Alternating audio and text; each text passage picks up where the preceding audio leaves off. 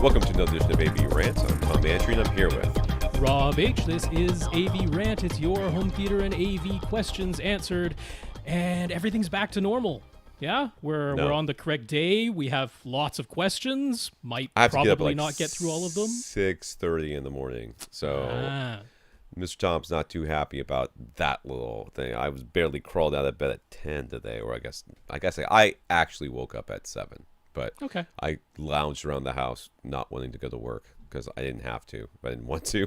And I really didn't want to, but I had to make money. So I appreciate that people appreciated our train wreck of a podcast video last week. So did got people a few comment on that. it? I didn't notice. Did people comment on it? Mostly on Twitter. So that was fun.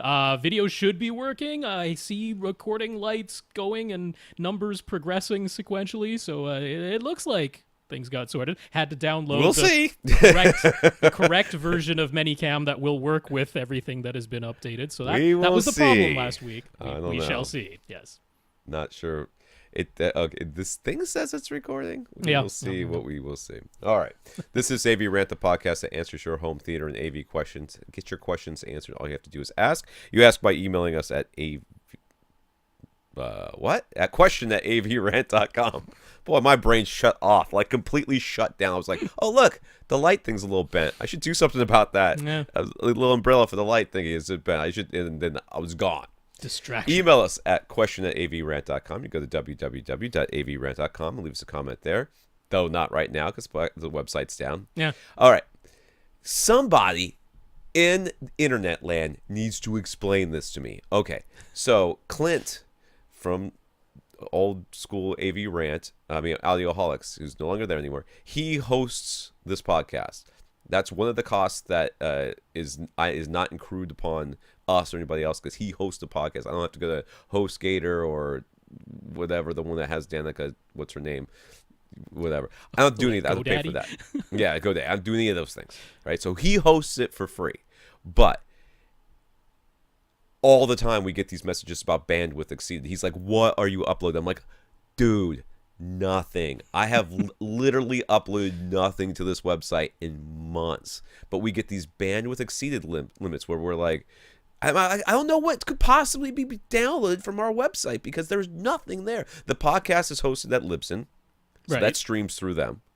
The image that you see on every single podcast post is the same image. I just go and grab it again, it's not taking up any more space. It's like anywhere. 60 kilobytes. So I know it's not huge, and we're like exceeding like 7 gigs a month. Like, what is happening? So there's a non-zero chance that we've been hacked in some way. We're like spewing porn or something somewhere. I have no idea how that could possibly be more than happen. 7 gigs if it were that. But well, one would think. So I don't know. If somebody out there has an idea of how this could possibly be fixed, and you could convince us that you're not going to just completely hack our website if I give you access to it, I will give you access to it, and you could fix it, like straight up fix it. And while we do a complete site redesign too, because it is I want to completely change the website. Haven't had any time to do that. All right. You can also contact us on Facebook at facebook.com/AVRantPodcast. youtube.com/c/AVRant. If you want to contact us directly, you can contact Rob at avrant.com. His Twitter is at FirstReflect. Tom at avrant.com. My Twitter is at avrant_Tom. And we have our producer, Austin, who takes care of all of our videos, except for last week, which was a train wreck. And also helps put together the question list. You can contact him at Aus10, so it's Twitter, at Aus10TEN Pond. He has his own podcast, We Watch Movies podcast. It's a podcast about evaluating YouTubers' comments, giving them ratings from 1 to 5. So they not just thumbs up or thumbs down. No. 1 to 5. 1 to 5.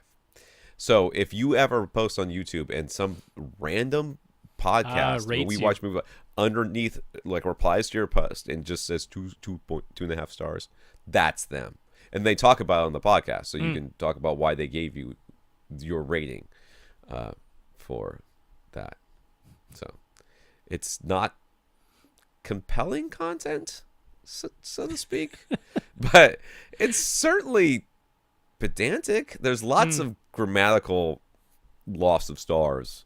Like, oh, Yeah, I'm on board with that. you didn't capitalize your sentence. In actual seriousness, they reviewed Wonder Woman on their most recent episode. Yeah? And they gave Suicide Squad more stars than Wonder Woman. So that's, if you want to find out how that could happen. And hey, I was a bit of a Suicide Squad apologist myself. I really didn't think it was nearly as bad as the critics said. But Suicide Squad? Wonder Woman is easily better. So. Like, on Well, there you go. So that's you quite gotta literally listen to them, every find out level, why. I think it's better. Okay, Austin, we're going to have to talk about that. I did watch John Wick 2 last night. Okay. And I was a big fan of the John Wick 1, but Yeah. John Wick 2, I was less of a fan. I felt the same way. I'm gonna see it again. I'm gonna give it another go, but I felt like they just phoned it in. Like the plot I didn't wise, feel phoned in, but I mean, plot- they went. the- They chose a direction and they went that way, and I wasn't a huge fan of the direction they Yeah, went. I So did. that's not phoning it in, but it's I felt they phoned in the plot. I was like, okay, this has happened. Now this is gonna happen. Now this is gonna happen. And this is gonna happen. And I basically within 2 minutes of the credits finishing at the very beginning, I knew everything that was going to happen in that movie. Now, it was always fun to see him kill people in new and interesting ways, but in reality, I mean, come on. How many times can this guy just get shot and just shrug it off? I mean, yeah, that was a bit much, and like getting hit by cars and oh, yeah. I'm going to get run over by, I'm going away. to fall out of a car. I'm gonna have and my then- legs swept out from under me by a vehicle. And then get up and walk away. That's in real life. You got some. You got at least a twisted ankle. All right. Yeah. Well, I will believe nothing less than a twisted ankle from having your legs swept out from under you by a car coming at you at full speed. That's yeah. I don't mind that suspension of disbelief, but come on. I mean, the first movie had a very simple but very great plot. You're like, Yeah. I am on board with this from like the very first moment of that movie. I am on board. And it took you logically all the way through. This one, I was like, okay, he's supposed to be really smart, right? I mean, because he doesn't see any of this stuff coming. Because I see it coming. Because apparently I've seen movies before, and John Wick's too busy killing people to see movies. All right. In the news, we briefly mentioned it last week, but SBS has created a free ceiling mount insert solution for their prime elevation speakers for an easier and more secure ceiling installation. It's free. They'll just send it to you if you already have the speakers. That's what they've said. I mean, if you are purchasing prime elevation speakers right now, there's a little drop down menu to either add them if you want them, or you don't have to take them, but there's no extra charge if you add Nice. them. And then they said it's a free upgrade on their Facebook page. So my assumption, I mean, SBS takes care of their customers. So my assumption is, if this is something you need, you give them a call, say, hey, I bought the prime elevations before this little insert was available. I'm fairly certain they'll send them to you. That's not the type of thing I just think they don't want people nickel and dime you on. speakers falling off their That ceilings. would also be a very good idea. Yeah. Yeah. Via Tate, one of our listeners, Pioneers has started refreshing their regular and elite lines of AV receivers. Probably look a lot like Onkyo receivers at this point, but go on. It's notable that they're mentioning HDR10 and Dolby Vision pass-through support out of the box without the need for a future firmware update. The $480 5.1 VSX 832 also mentions 3.1.2 Atmos support. 3.1.2 Yeah. Atmos support, although that is via a future firmware update.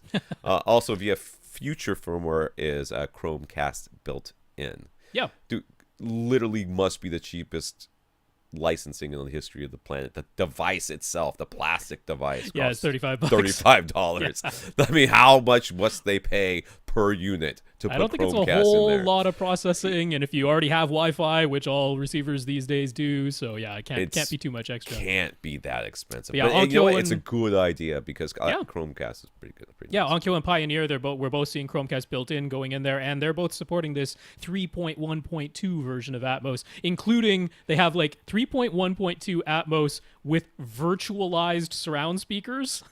That's like a thing now. So See, I feel like that's to come at a it. sound bar solution. You know what I Yeah. mean? It's like a sound bar that has some upward firing Atmos garbage in there. And that's what that mode is for. It's for that. And for that, you know what? I'm kind of okay with that. But don't tell me that you're going to buy 3 speakers and put two of them on your ceiling. 5 speakers, put 2 of them on your ceilings and 3 up front, and that's all you're going to have, because I don't believe you're a real person. You're just a troll. But the main thing to me is Dolby Vision out of the box. Because Right. Denon Marant's future firmware update, Yamaha, Onkyo, Pioneer so far out of the box support. So for whatever reason, they're ahead on that front. God, are there receivers coming out slightly later than the Denons and Marantz ones? Because that would be the Not really. solution. All right. An Austrian company called Rebeat has filed a patent for HD vinyl with 30% more capacity and 30% greater dynamic range. Yet the records produced by this method will still play on all existing turntables. They create a 3D topographical map and use a femto laser to directly cut the metal stamper. They claim it will reduce stamper production costs while being more environmentally friendly as well. Yeah. They call it whatever they want, dude. I mean, come on. It's not HD. HD it's vinyl. not HD. I laugh at the fact a little bit because, okay, so vinyl is an call old it format. iVinyl. I could get behind iVinyl. Vinyl is clearly an old format. HD is now like an old thing that used to mean new and fancy. Like everything was being called HD at one point. Now we've moved on to 4K and Ultra HD. So I find it funny that it's like HD vinyl. Because I mean, obviously they're saying HD audio in that, but I get a kick out of that. Yeah, and I got a real... Like, this is such a... Vinyl is not as huge as everybody... A lot of people talking about it, but I think it's not as big. Well, see, what they love are the double-digit gains every year. Oh, right. That's right. what they love. Now, if you're starting from 0.001% to 3 people 0.002%. and you have double-digit percentage gains, it's not actually that many people, but they love to talk about it. They're both a resurgence. Right. And that's fine. You know what? But, okay. It's like, okay, for me, this is like taking and putting an automatic transmission in like a 70s like Mustang or something like that. You know, the people want the Mustang because, that's a vintage car. They want it vintage. They want it the way it was. They don't want you to come along and then, put AC in it or whatever. I don't know what Mustangs had back then. They don't want you to go along and update it. That's not what they want. They want that vintage thing, and I think that's what people want about vinyl as well. I might be wrong. There is definitely a subset of people out there who are like, and I think the vinyl people who are real hardcore vinyl fans would go, totally right, Tom. They're posers who who are only into this because everybody's talking about it. So they buy themselves a turntable with money they're not spending on their children because they don't have any, and money they're not spending on facial products because they got beards and man buns. And then they're going out there, they're buying them. Oh, HD vinyl must be better, and they're buying it. I think real vinyl people are like, oh, come on. Nah. To me, it's a more precisely cut stamper, so it makes sense. But every time I understand that, great. but every time you play the thing, it degrades anyway, so whatever. All right, breaking news from Antoine. Epson is about to take Optimus' recent affordable 4K HDR projector announcements lying down. They just announced their Home Cinema 4000, priced at $2,200. Their panels are still 1080p and wobbled for 4K resolution support. The HDR 10 with 100% of DCI P3 color are supported, 2200 lumens. But the big difference is a fully motorized lens. All right, so it's got zoom, focus, and lens shift with 10, count them, 10 memory slots. Why in God's green earth would you need 10? But anyways, plus the range of that lens is much larger than Optimus with a 2.1 times zoom and a plus or minus 96% vertical and plus or minus 47% horizontal lens shift. I do not know why you need 10, but if you can put 10 in something, I see why they want to do it. So whatever. Well, 2.35 to 1, 2.39 to 1, 2.40 to 1, 16 by 9, 4 by 3. That's at least 5. Shut up. All right, some comments real quick here. Jackson heard my comment last week about preferring Pro Tools over Audacity, but opting for Audacity because it's free and I'm cheap and the podcast doesn't make any money. Anyway, Jackson wanted to recommend an audio editing program called Reaper. He says it's as powerful as Pro Tools and easier to use than Audacity, but only costs $60. Let me tell you something about being easier to use than Audacity. I've been using Audacity for 10 years. Yeah, that's the thing. You're very used to hard. it. It might not be as easy if it was like day one, both of them, but if you've got if I was going from Pro Tools to Reaper, I think it would be. Anyways, Jackson, thank you. I have do not do the thing I just did.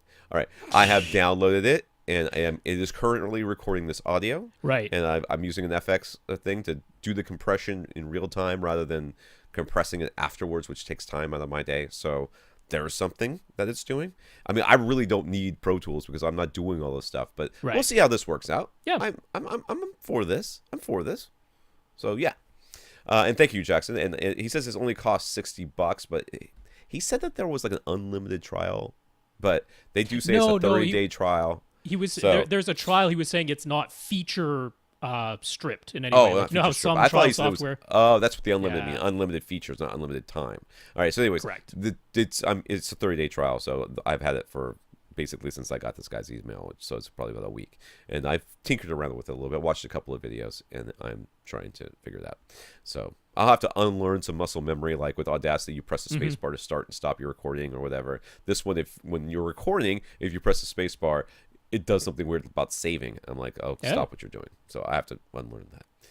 Earl thanked us for our XLR cable suggestions last week. He wanted to correct us that Macintosh is no longer part of D&M Group. They were sold off to an Italian company called Fine Sounds in 2012. And then in 2014, the Macintosh Group was formed, and that now includes the brands Macintosh Labs, Audio Research, Prima, Sons Faber, Sumiko, and Wadia. Just so we know. Actually, dude, I think if you go back in the podcast, we did report on that because it sounds so familiar. I didn't remember it, so that's a good, I didn't remember it either. Good reminder for me. Yeah. Nevertheless, that particular pre-pro is still a Marantz 8802A.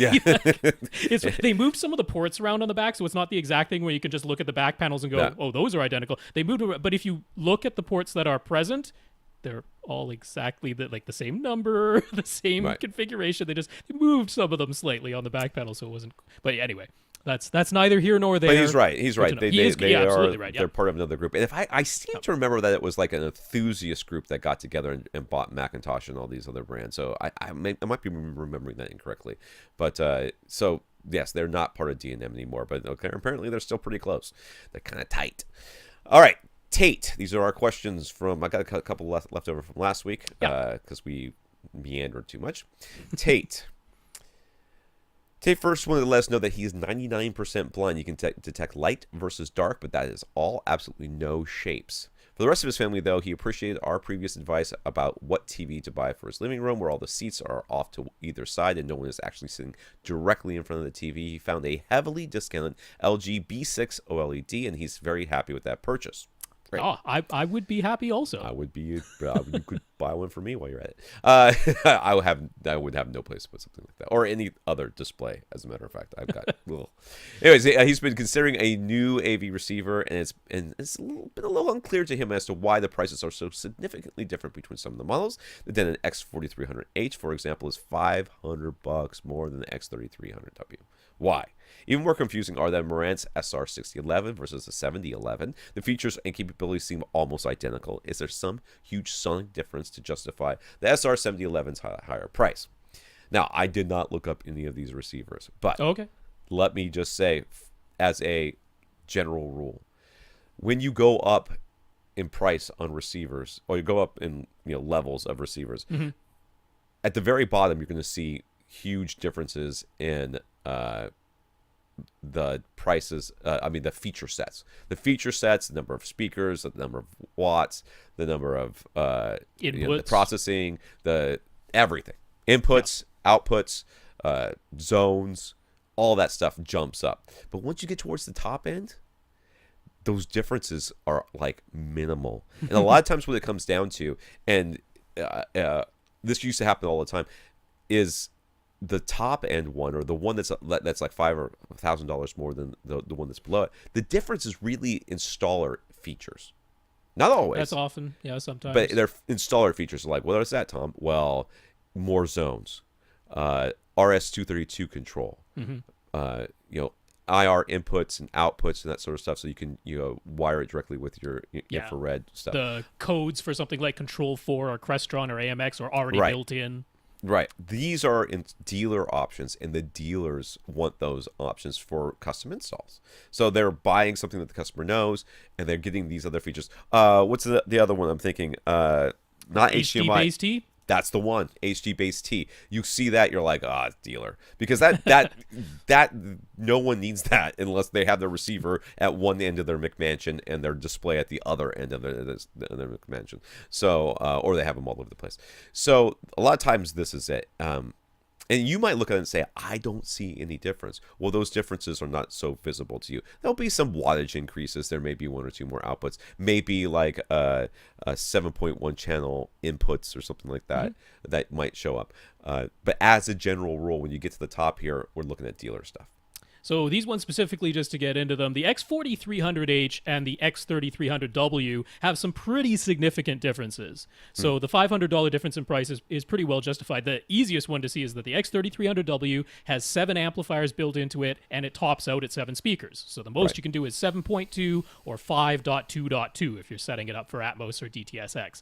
Meanwhile, the X4300H has 9 amplifiers built in, but it can process 11 speakers. So it can do a full 7.2.4 Atmos setup. That's a pretty big difference, maxing out at 5.2.2 versus 7.2.4.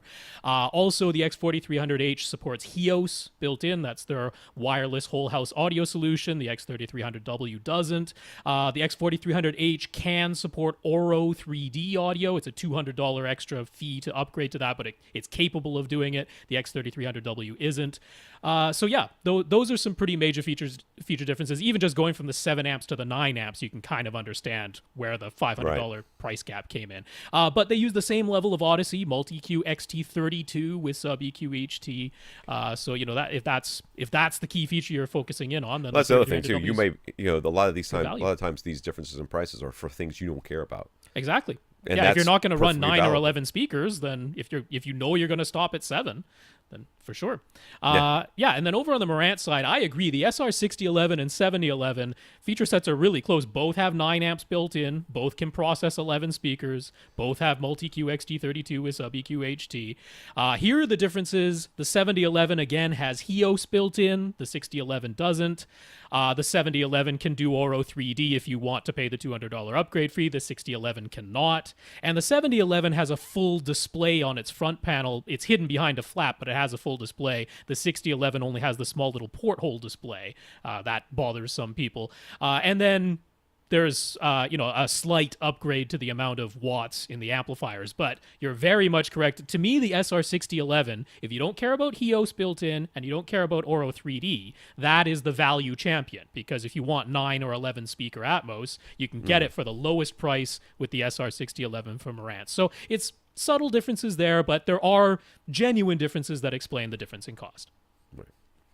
So he's concerned about the AV receiver having enough power. He uses DefTech 8060 towers with an 8060 center. He's been using the subs that are built into the towers. They have their own amplifiers, so they can be fed by the subwoofer output of his receiver. His living room is wide open. On its own, it's about 19 feet wide and 14 feet long, but it's completely open to the left to the hallway or foyer, and completely open at the back for the dining room and kitchen. The ceilings are also 12 feet high.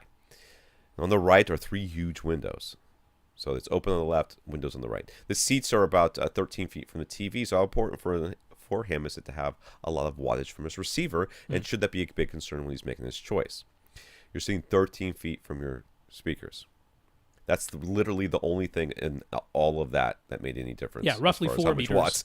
Yeah, that made any difference for how much watts you need. The question you have is how loud are you trying to play it? Number one.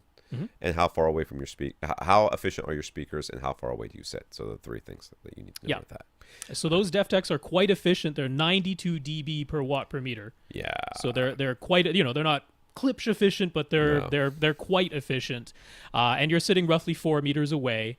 So take 92, subtract, let's be conservative, subtract 8 decibels from that, 4 decibels for every doubling of distance, because you're in a big room, so you're not having quite as much reflection gain as some smaller rooms. So let's subtract 8 from that, so that 86. No, 84. 84, right? Let's call it 85 hard, because that makes the math super easy, all right? So with 1 watt, you're getting about 85 decibels of output from where you're sitting. So for average reference volume levels, you need 1 watt per speaker. It's probably doable.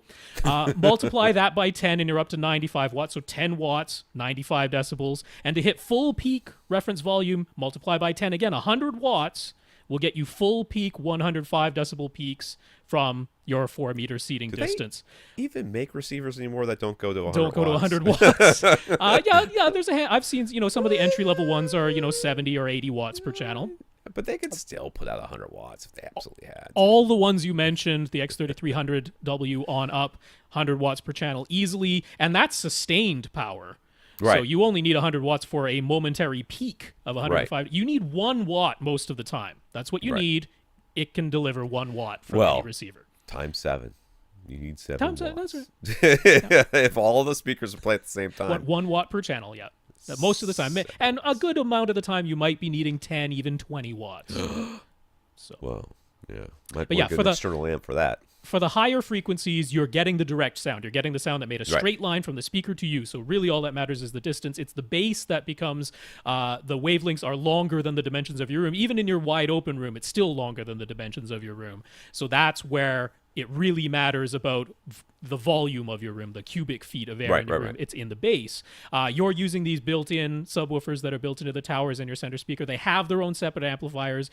If we were saying, would those be our number one choice for this volume of air, us being the way that we are and trying to fully pressurize things, we'd suggest larger, more powerful subwoofers. However, that still has no impact on your mid-range and treble. Right. Because you've got this separate amplifier powering your subs. So you are good to go as far as powering your speakers with an AV receiver.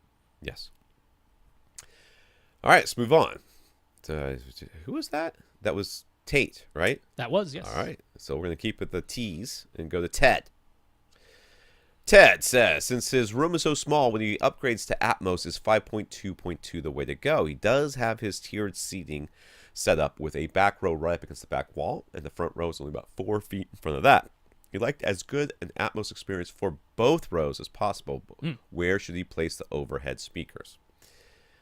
Yeah. So yeah, 5.2.2. You definitely don't want to put any speakers behind you. I mean, because you can't, because it'll hit people in the back of the head, like quite literally, since they're sitting on the back wall. I would put the speakers sort of like basically right above the back row where the back row sits, not the back of the couch, but kind of like right over the heads. Maybe cheat them forward just a little bit. In other words, just a little bit behind the front row. Yeah, just a little bit behind the front row. And I think that's we could call them top middles. You'd call them top middles. That's right. And then you do some front heights. Yeah, front heights up, high up on your front wall. He's already got these wall-mounted front speakers, huge ones from Legacy, but awesome. So these wall-mounted front speakers. So we're talking about 2 more wall-mounted speakers. The prime elevations could work really nicely here because they are automatically angled down, but high up on your front wall, angled down. Call those front heights, and then 2 in-ceiling or on-ceiling speakers aiming straight down, just slightly behind your front row of seats. Call them top middles. But what we're suggesting is 5.2.4. To me, it's if you're doing this and you're saying Atmos is a key thing I'm trying to do, I always suggest 9 speakers minimum, 5.2.4 minimum. The 5.2.2, you don't get any panning effects overhead front to back. Right. You miss out on that. So wherever his speakers end up being placed, should he hire someone to run the wires, or is it fairly easy to DIY? And would 16-gauge in-wall speaker wire be okay? Is this in the basement? No, this is a top floor. If you can get into the attic, this is not hard to do. Right. That's the hardest part, is just getting into the attic and getting access to everything. So the question you have, is this difficult? It's technically not, as long as you have access to everything that you need to have access to. So wherever your receiver is, you need to run speaker wire through the wall, up the wall, into the attic, and back out again. That means that the top of that wall, you need to have enough access for you to get a drill in there and drill a hole so that you can get the speaker wire out. And then you just run it across your ceiling to wherever your speaker is going to be, and then that's pretty much it. I mean, it's not rocket surgery here. It is really easy. The access is the hard part, and getting up in your attic in, I guess we're in June now, pretty close to July. So that's gonna be the hardest part. If you have the access, it's even for somebody who's never done it before, it's probably a 2-hour job. Yeah, the actual mechanics of doing it not hugely difficult. On the other flip side of that coin is not hugely difficult. So if you were to hire someone to do it, it's not like it's an all-day super expensive job for them. Because if they're experienced, but they're going to charge they should be you able to bang it out in half an hour. Right, they're going to charge you a lot. Yeah, more they're going to than- charge you. yeah. But And 16 gauge wire is fine. absolutely, especially in a small room in this. Yeah. None of your distances are going to be greater than 50 feet, and we're talking Atmos speakers, so absolutely fine to go 16 gauge in wall wire for that. So his Power Sound Audio 15V subwoofers are sitting directly on his carpet. He's getting noticeable energy going through his floor to the room below. What would we recommend for isolation in the subs? Well, lots of mouse pads is what Rob's going to say, because Rob's a crazy person. You could. You could, although I don't know. A lot of mouse pads might shift around. An interesting thing to know about the 15V, it is a down-firing sub, so that means it has to be elevated somewhat and have a gap underneath it for the air to escape, because escape out, right? Thing is firing down. So it actually is on feet. It's on 4 feet, right? Rather than just having a flat bottom. You could use the same thing I use, which is the SBS Sound Path Isolation feet. Those I don't know if they have well. threaded inserts on the bottom of the feet. How could they not have threaded inserts? Because it's just it's like corners. The feet are just like corners. I don't know. I haven't. I'm looking it up right now. I know. I haven't seen the bottom of the 15Vs. I have to do this over my microphone. I'm sorry for everybody's watching this, but I can't believe that this is the case. But I wanted to explain a little bit about, he's saying got a carpeted floor, probably has a carpet pad. Why would you still be getting this mechanical vibrational transfer of energy into the floor? Well, it's because we're talking about pounds per square inch. Yeah. That's the thing we need to look at. And when you have feet, you have many fewer square inches over which that force is spread, right? You are essentially taking the downward force, the weight of the subwoofer, and channeling it all into 4 points, or in this case, it's like edges, but 4 smaller areas, surface areas. So you have fewer square inches, same number of pounds, so pounds per square inch, higher. It means it's crushing that carpet pad and making physical contact with the subfloor below, vibrating that subfloor. So what you really want to do, the whole reason putting something squishy underneath it works, first of all, the squishy thing is damping. It's turning some of that physical vibration into heat and dissipating the energy that way. It's also spreading out the force.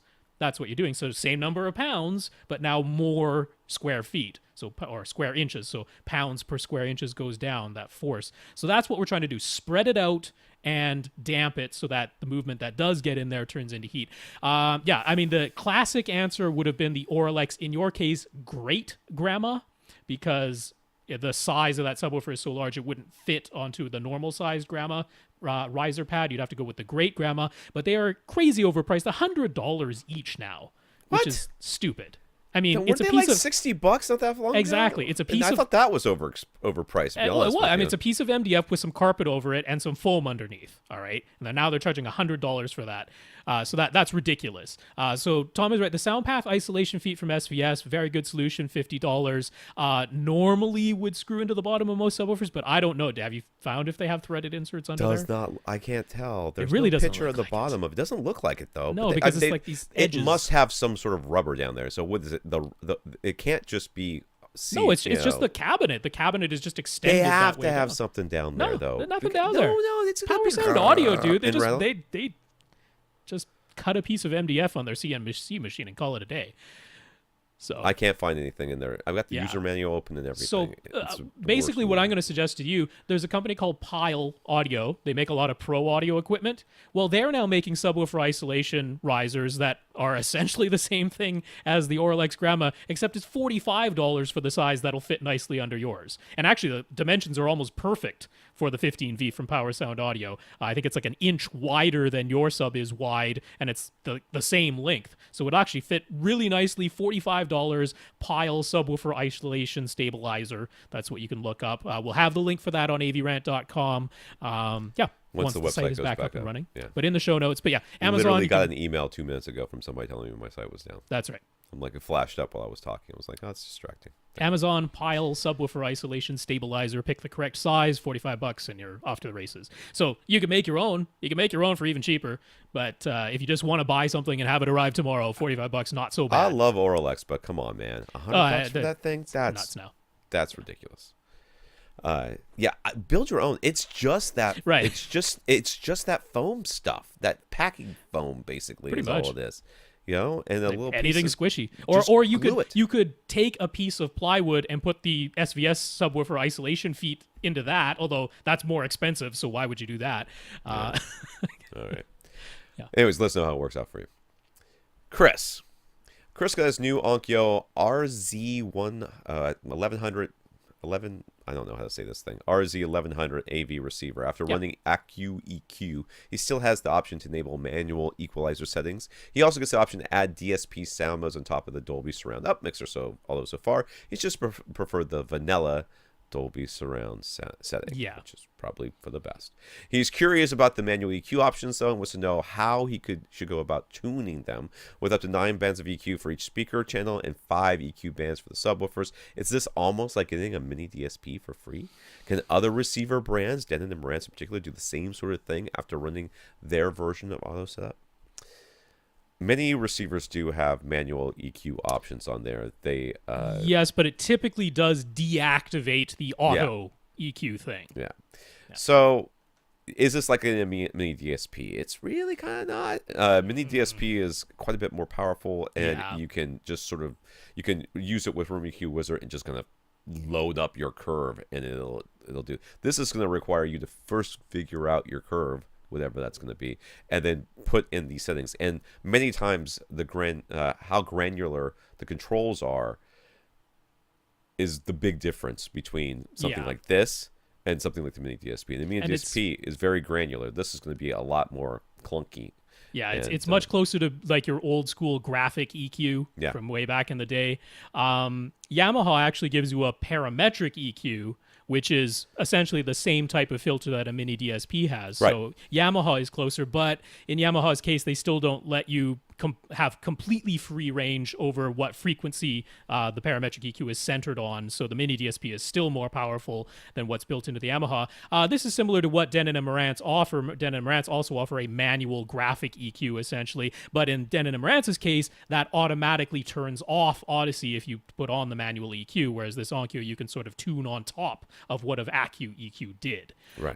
So if this is a matter of, you're saying how should you make use of this? Well, you could measure. You could get a measurement microphone, measure in Room EQ Wizard after having run ACU EQ. If what you're going for is a straight line and you notice there is a hump or a dip that happens to line up with one of these 9 bands that's already there, or one of the 5 bands in the subwoofer output, you could make an adjustment there. More likely, though, this is use it sparingly and perhaps to taste. Maybe you want voices accentuated a little bit more, or consonant sounds to be a little bit louder or softer if you're hearing some sibilance. So maybe you adjust the 4 kilohertz band a little bit, the 2 kilohertz band, something like that. But I would use this quite sparingly. And yeah, you could absolutely measure, but you're limited by these preset bands where these EQ filters fall in the Onkyo there. So there's a feature to activate a THX Cinema filter. Is that essentially just another DSP listening mode? Should it be turned on or off?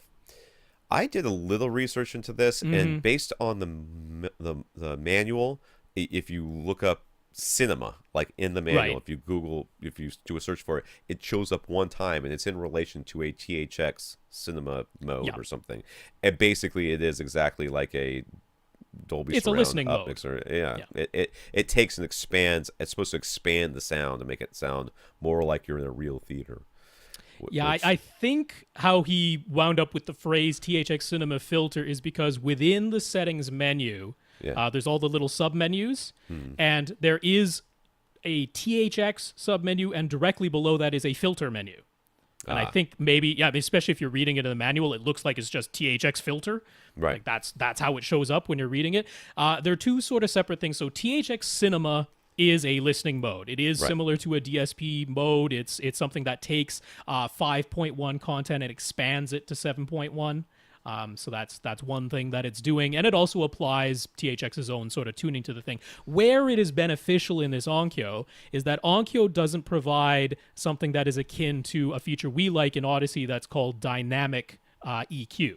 Right. What dynamic EQ does is if you are listening at a volume level that is below reference volume, and because of our non-linear human hearing, some of the sounds you're supposed to hear might become inaudible or just unbalanced. They don't seem as loud as they ought to, not because they aren't technically as loud as they should be, but because our ears don't hear it that way once you're below reference volume. Well, Odyssey Dynamic EQ looks at how low you've turned the volume and sort of compensates for that. So it'll boost some of the bass to keep it audible, that type of thing.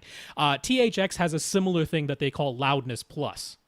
So that's kind of the feature but it's only active when you're using a THX listening mode. Right. So you can only do THX Loudness Plus when you're using a THX listening mode. That's where that might be beneficial to you. If you listen all the time at -20 on the volume dial, you might want to use THX Loudness Plus. The filter thing that came right after that in the menu is essentially there for... it gives you 3 different bands to try and compensate for standing waves. So it's an additional separate EQ, but it's like system-wide. So they give you 3 additional bands where you can try and tame like a really big peak that might be in your bass frequency response. So it isn't technically part of THX; it's separate from that, but it did show up right beside it when you're reading the manual. So I think that's where that came from. All right. So he's using Bose Optimus speakers as his front height and top middle speakers. They're mounted on the walls, not the top middle speakers, or anyways, not on the ceiling, but they're way high up, basically right against the ceiling. He did some experimentation with the setup, and he found that if he angled the speakers upwards so that they were aimed at the ceiling rather than down at the seats, he then set them as Dolby enabled upward firing speakers in his Onkyo, that he actually found the sound to be noticeably more pinpoint precise. Have you ever considered something like this, and why would it sound so different versus just pointing them at the seats and setting them as normal front height and top middle speakers? Bose, dude, like for real. Well, that's one part of it is Bose. Yeah, Bose is like the height of nonlinearity. They have very much their own sound, and I mean they are. I don't know exactly which. I googled Bose Optimus speakers. I was like, it just comes up with. I don't remember which one he's talking about. So reflected sound has kind of always been their thing. It also makes it sound a little bit more diffuse, which in some cases can make it sound like you know exactly a little bit more where it's coming from as it's bouncing off the ceiling. Could be hitting you more directly than, I mean, a lot of times their tweeters are angled. I don't know if these ones are. They usually are. They're angled off to the side, but by pointing them up, you could be basically pointing them more towards yourself through the reflection. There's a lot of explanations here that could explain this.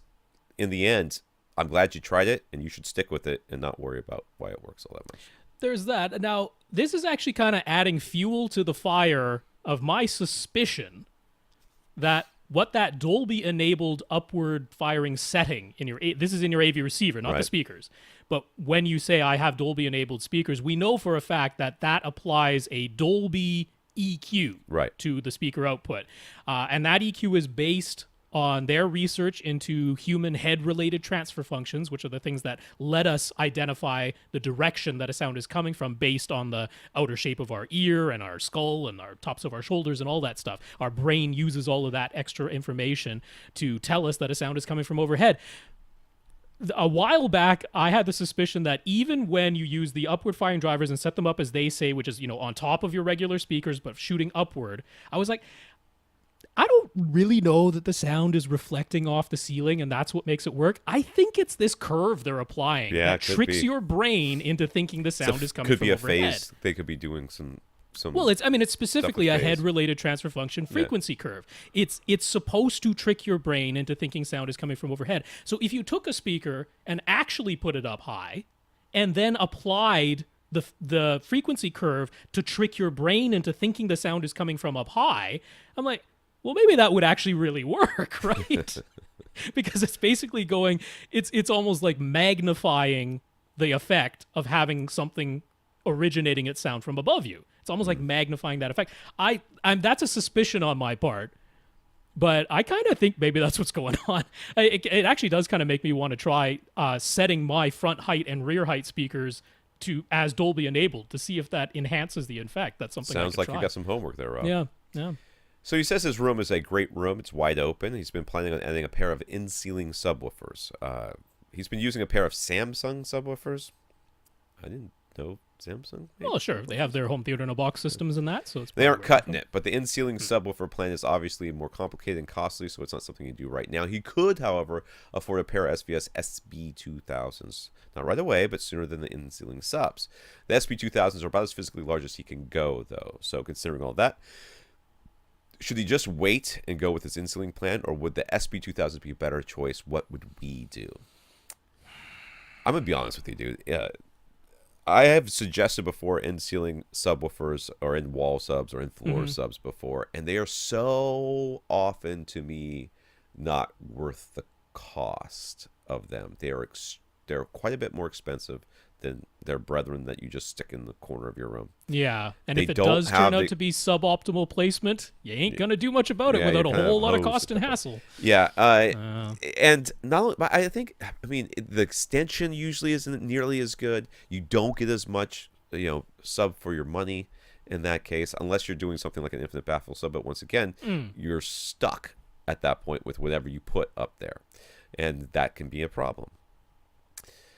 He didn't really tell us how big this room is, but we gotta assume it's a bazillion. Yeah, cubic great feet. room, wide open. We can assume it's well above what we would call a medium-sized room. Right. So, and the SB2000s are not going to be big enough. I mean, Yeah, well, not that's to just- pressurize it. I not mean, it's to not like you're pressurize not going to hear bass coming from them. You're going to hear bass notes, but it's not going to fully. You're not going to feel it. I am unconvinced that any in-ceiling subs that he might add to this room are going to fully pressurize anyways. Unless he is talking infinite baffle and he's going for some massive, 18-inch or 21-inch drivers drivers or something. up in the ceiling. Yeah. If you're not planning on fully pressurizing anyways, if that's not, and you don't listen that Right. loud, I think I'd be okay with saving the money and going with SVSs. Yeah, I mean, the nice that thing, would be again, the thing we love most about SVS is that really great DSP protection, so that turn them up as loud as they go, they'll play as loud as they can, and then just politely refuse to play any louder. They're not going to bottom themselves out. They're not going to damage themselves. So they're a great choice in that respect. Right. Can fully appreciate that, hey, look, you got aesthetics, you got walkways, a sub can only be so big and still be viable. Just if you go into it knowing, hey, I'm not going to feel my entire rib cage moving when the bass hits, all right? I'm not going to get that kind of pressurization. As long as your eyes are open to that, that's I wouldn't say no. It's just you're not going to fully pressurize. That's all. So I had a conversation with my son the other day about subwoofers. We talked about it on the podcast. Yeah. And I said, you feel the couch move. Well, that's what subwoofers do. So the other day, they went to the movies with a field trip for their camp or whatever, and they were in reclining seats. And they were talking about, I said, were they D-box seats? He goes, I don't know. What's a D-box seat? I'm like, it's a seat that moves, as the movie goes. He goes, oh, we don't need those. We've got subwoofers. Nice. Like, you're my new favorite son. So one of the other ones was for parts if one of you guys breaks down. So I was extremely pleased. I'm like, I never got to tell on the podcast my Wonder Woman D-box story because I was saying Alien Covenant, super disappointing watching that in D-box because the D-box seats barely moved. Wonder Woman had the single stupidest use of D-box I've ever had, which is there is horse riding in that movie and they move the seats like you're on a horse. Kick-clop, kick-clop, kick-clop. The drinks? You have drinks and popcorn? The things go flying all over the place? That's I mean, crazy. It wasn't that violent, but it's not a funny part of the movie. I No, about busted out laughing because I'm like, this is the dumbest movement that a seat can do. Try and make you feel like you're riding a horsey.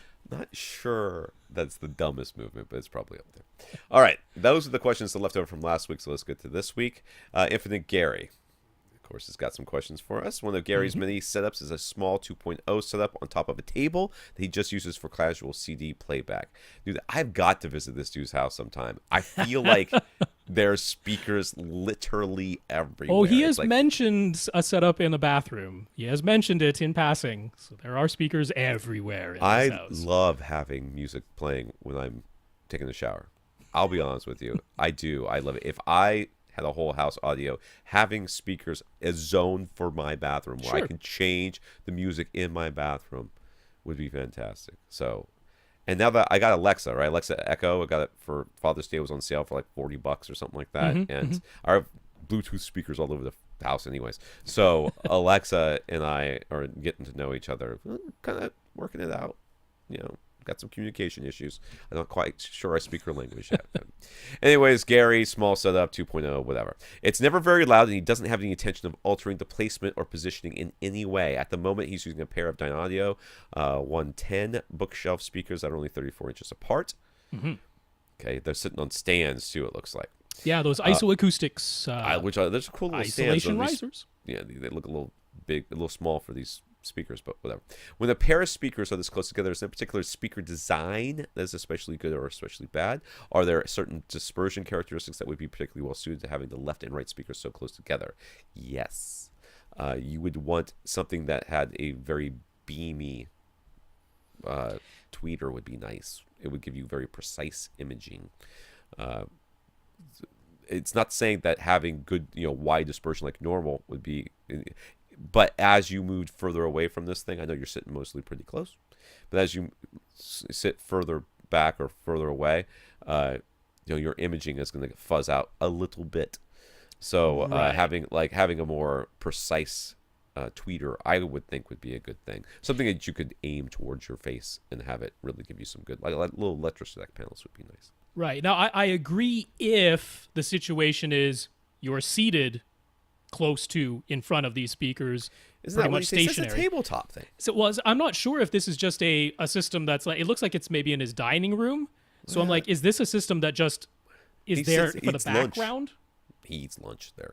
It could be, but but it depends on use case, right? Because for Gary and for everyone else, if the idea of this system is I just have this set up in a room and it's there in the background, and I'm far away from these speakers and moving around, I'm not sitting and intensely listening to them, then in that case, who cares? You just want wide dispersion so that you hear the music throughout the whole room. Right, and you basically have a mono source at that point too. So Pretty you're not close getting to it. you're not getting stereo. I mean, if Yeah. these things are 34 inches apart, if you're further than 34 inches away, and you're not right smack dab in between the two of them, how much stereo separation you're getting?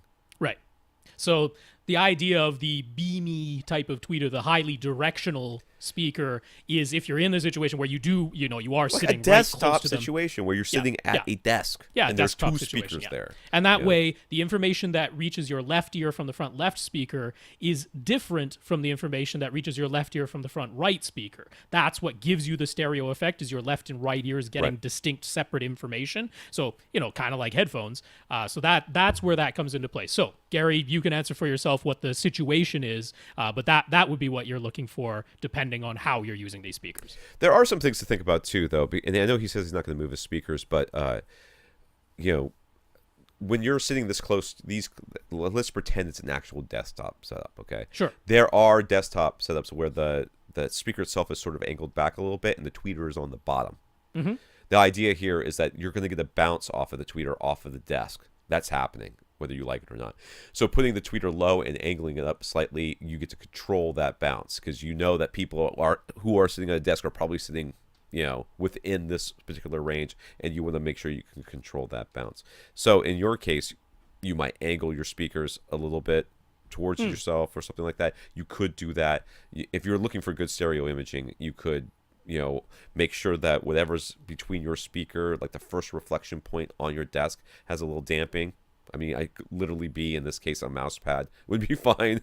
Just make sure that's where your mouse pad is. Something like that. I mean, there's all sorts of designs. Kef, when they make their speakers that are, I mean, they have concentric drivers anyways, but some of their highest end monitors basically are just a single concentric driver within, and it's that whole idea is that it's a really super beamy, and it's going to come, and you're going to get good stereo separation from those speakers. Gary often sees the phrase "good for the price" in speaker reviews, but what does that really mean? Does it mean the speaker isn't actually all that good? You're reading way too much into that, Gary. Or if it means the speaker is good, but some other more expensive speaker is just better, which more expensive speaker is being used for comparison? Is the phrase only useful if we know what the good for the price speaker is being compared to, so that we can make the same comparisons for ourselves? Gary, I have never ever seen a good for the price in a professional review that does not mention what price point they're comparing it to. So Okay. if you're talking about comments on Amazon, do not that's not those aren't reviews. That's nothing. That's garbage. You read those if you're smart, and I know you are. You will read those looking for problems or specific things that people are having that are doing with these things. Like when I read reviews on Amazon, I am filtering through all the people who clearly have never experienced anything but this one thing that they're experiencing, and just get the key pieces of information that I'm looking for. I'm looking for a speaker. People talk about how it's got great bass. I don't care how much bass you think it's got. Shut up. People. It's the best headphones I've ever had.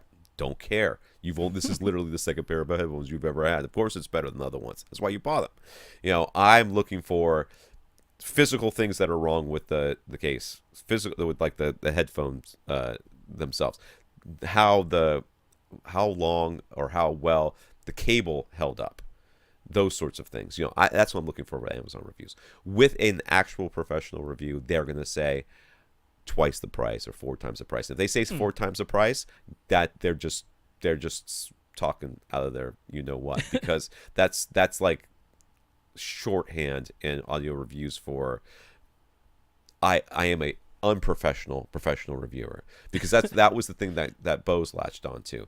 For good speakers 4 times the price or something like that, and we don't do that. Professionals reviewers don't do that anymore. They don't say those words. So if they say good for the price, they will tell you the price, and the price is usually double normally. And what they're saying is that they have heard speakers that cost double that sound similarly good to these. Does that make those other speakers bad? Usually not. But that makes these sound, pretty good. And then continue reading, Gary, because after that there'll be the caveats, and they always come. Except the cabinet's not as nice, or it doesn't look as good, or doesn't play as loud, or doesn't have as much bass, or this or that or that. So they will always qualify this statement. Yes, sonically, they do match up well with speakers twice the price. Guess what? That's almost always the case. I hate to break it to you. Any decent speaker will sound very similar. You can find something that's twice or 4 times the price that sounds about the same. Sure. Not the same. And what's the difference? All sorts of things that are very, very material, and some that aren't. So, this is just one thing that they say, and you're reading just I think you're reading way too much into it. Well, to me, one way to look at it, there's an alternative phrase that you could use, which is there's room for improvement, but you would have to pay more to get that improvement. Right. That's the alternative to good for the price, right? So like I would say the Andrew Jones Pioneer speakers are very, very good for their price. Yep. Right? Are there speakers that objectively and subjectively can be a little bit better? Yes. That's what I would say, that yes, there's room for improvement. However, you're not going to find anything that's the same price as the Pioneer Andrew Jones speakers that gives you those improvements. You're going to have to pay more to get those improvements that are small, but perhaps available. So that's how I look at good for the price. Bobby, somebody is cooking I'm sorry, Bobby. Somebody's cooking something in my house. Huh? Who is baking at 10 o'clock at night? I might be having a stroke. If I'm having a stroke, this is going to be the best podcast ever. Begin with, but because they'll definitely be downloaded a whole bunch. But seriously, I'm going insane. Bobby currently has an Epson 8350 projector. He wants to upgrade to a 4K HDR compatible projector like the Epson 5040UB, but for the time being, he will continue using his 8350. I don't know why we need to know all that, but what else? Well, coming up in the future. He wants to buy an Ultra HD Blu-ray player right now, though, and he's especially like to listen to the Dolby Atmos soundtracks that are only available in some of the Ultra HD Blu-ray versions. So even though his current projector is not 4K compatible, will he still be able to play the Ultra HD Blu-ray discs and listen to their Atmos soundtracks? What? Yes? Yes. Yes? I mean, yes. I can't imagine a situation where that wouldn't be the case, to be honest with you. Yeah, well, especially getting the audio. It's fair enough, because you're like, hey, if this is a 4K resolution Ultra HD Blu-ray disc, is it possible to connect it to a 1080p television and play it in 1080p? I never thought about it, but when I read the question, I'm like, you know what? It's a good question. It is a good question. It seems Absolutely like fair. The answer should be yes. Yeah, the answer is yes, thankfully. Yes. And there are two situations. One, because some people have run into this, almost all, except for the Xbox One S, Ultra HD Blu-ray players give you 2 HDMI outputs, and they'll Right. even label one of them as audio only. So we have run into the situation where someone plugs an Ultra HD Blu-ray player into an AV receiver, and that AV receiver is capable of passing through 4K with HDCP 2.2 copy protection. It's got all the stuff that you're going to need. And then they're connecting that AV receiver to a 1080p display. Right. Well, the Ultra HD Blu-ray player first makes the handshake with the AV receiver and says, oh, hey, you can handle HDCP 2.2 and 4K, and tries to send that signal. Right. Then it runs into the 1080p TV, and you get the error message from your AV receiver, not from the Ultra HD Blu-ray player, but from the AV receiver telling you, your display is not compatible with HDCP 2.2. I'm not going to pass this video through to you. Right. So that has happened. So the workaround there is you connect the Ultra HD Blu-ray player directly to your display, and you use the audio-only second HDMI output to send audio to that AV receiver. Sometimes you do need that workaround, but that will let you watch an Ultra HD Blu-ray on a 1080p display and still get the Atmos audio. You might not have to, but you might have to. I kind of feel like you should be able to do that workaround one time, then go into the settings of the Blu-ray player and say, only put out 1080p or something like that. Yeah, there usually is a thing in the resolution, because normally it's auto. Right. But sometimes there is the ability to set it to 1080p output. That's all you output. Then you could just go back and wire it then normally. it should probably work. Yeah. But it's just in case. I'm just putting it out there as a just in case, so that be prepared to buy way, an extra HDMI cable. That's what you're right. saying. Yeah. But either way, this can be done. Okay. So what Ultra HD Blu-ray player should he buy? He asks. Well, The Sony. Okay. There you go. What is it? Cheap, right? It's cheap. Well, it's $270. So it's not the cheapest, but first of all, you actually do need the thing where you convert the HDR signal that's on the disc to SDR, to standard dynamic range. You need that. And not all of the Ultra HD Blu-ray players do that particularly well. The Sony does it really well, so that's nice. It also, for sure, can be connected to a 1080p display. The AV Forum's review of it explicitly mentioned that. And actually, the very scenario you're talking about, older display that's 1080p only, but you want to listen to the Atmos soundtracks. He's like, 100% works on the Sony. So all of that conversion for sure works. The price isn't too high. Now, the one thing it lacks is Dolby Vision, but you're only talking about a projector setup, so you're never going to need Dolby Vision. All projectors that can do HDR10. None of them do Dolby Vision. So price, features, excellent performance, and the one feature that it lacks in Dolby Vision you don't need because you've got a projector. Right.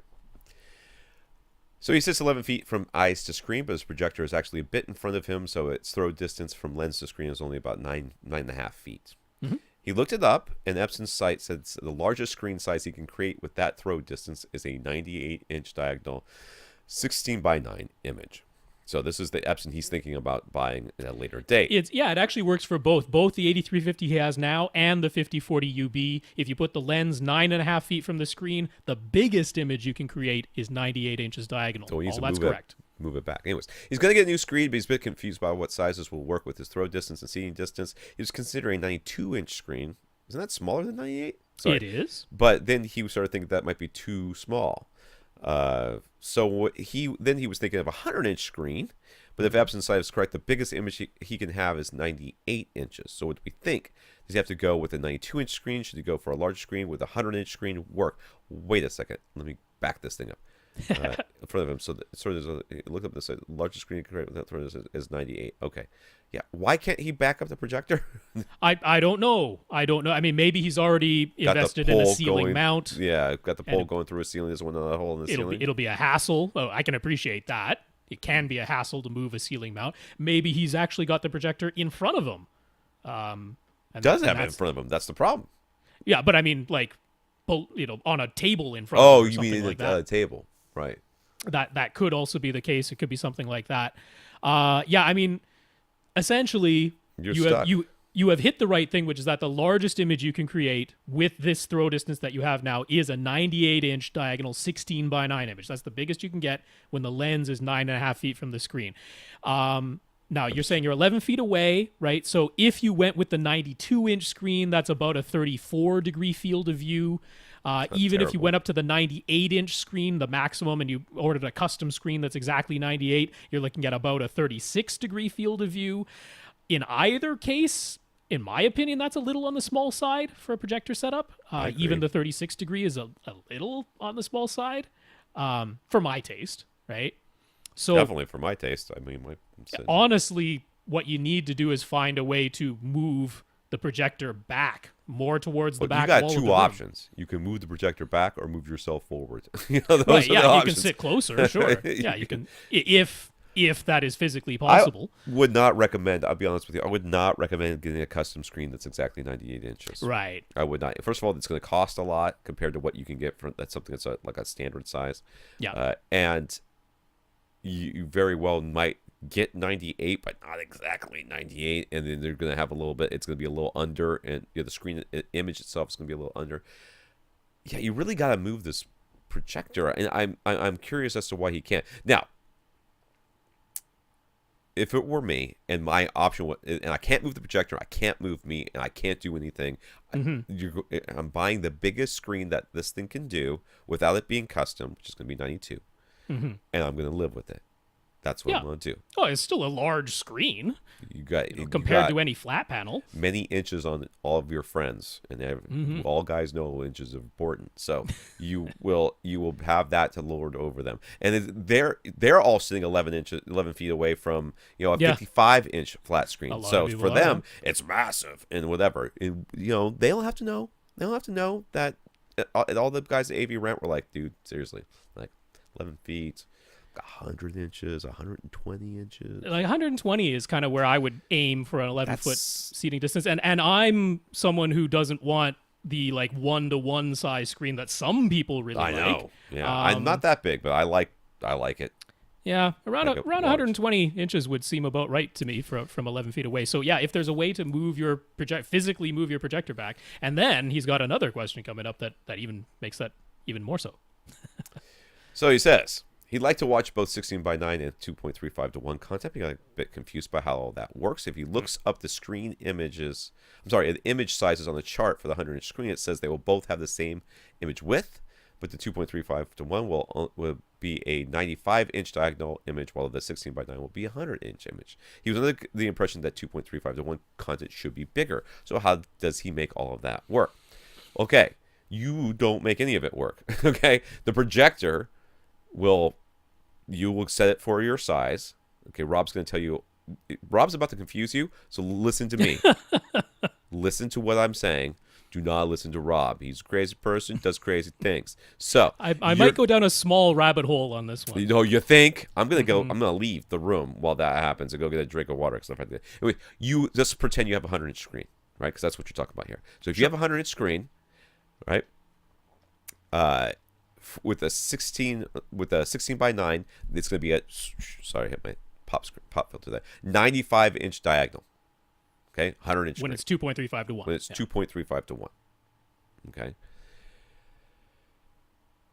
But they will. Okay, but it's going to be 100 inches diagonal when you have a 16:9 content. Yeah. Right. Why? Black bars. Yes. You will have black bars on the top and the bottom of 2.35:1.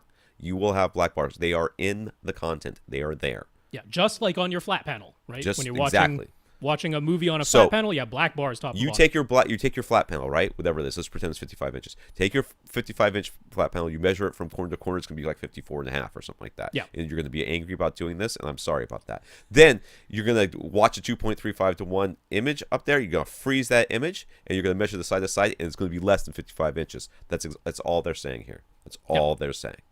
Okay. Now Rob's gonna do the thing he does. Yeah. So I agree with you. 2.35:1 content should be the same height as your 16:9 content, but it should be even wider, which would result in the screen being larger for 2.35:1 than it is for 16:9. But that means you have to start with the larger screen size, and then when you're watching 16:9 content, shrink the image, right? That's one way to look at this. This is solution number one. Right. So if that's what Black you bars want, aside. yeah, if you want your 2.351 content to be the same height as your 16:9 content, but even wider, that means you need to buy an even larger screen. If you buy an even larger screen, you need to move your projector even farther back. Because as you move the projector closer to the screen, the maximum image size gets smaller, right? So let's say you started with a 100-inch 16:9 screen. Yes. And you moved your projector back. In your case, you'd only have to move it back a couple of inches, right? But you did that. You can't move this projector, but go on. Yeah, but I'm just saying in this situation, you did that. You moved it back a couple of inches so that it perfectly fills your 100-inch 16:9 screen. Yeah. But now you want to keep that same height and have a screen that's wider than the 100-inch 16:9, same height, but wider. You need to make the image bigger. Well, the image of the projector at this point can't get any bigger. You're already maxing it out. So you would have to physically move the projector back. So solution number one is you move the projector physically farther back. You get the screen. You can get a 2.35:1 aspect ratio screen if you want to. That is the same height as a 100-inch diagonal 16:9, but wider. And then when you are watching 2.35:1, you fill the whole width of that screen, and the black bars are still getting projected, but they're physically being projected above and below that 2.35:1 screen. Right. Then when you watch 16:9, you actually zoom the projector in. On the 5040 UB, it's motorized, so that's easy. On your 8350 right now, you'd have to do it manually. But you would zoom it in, so you're actually shrinking the image down. Now the entire height fits within the height of the screen, and you have blank space to the left and right.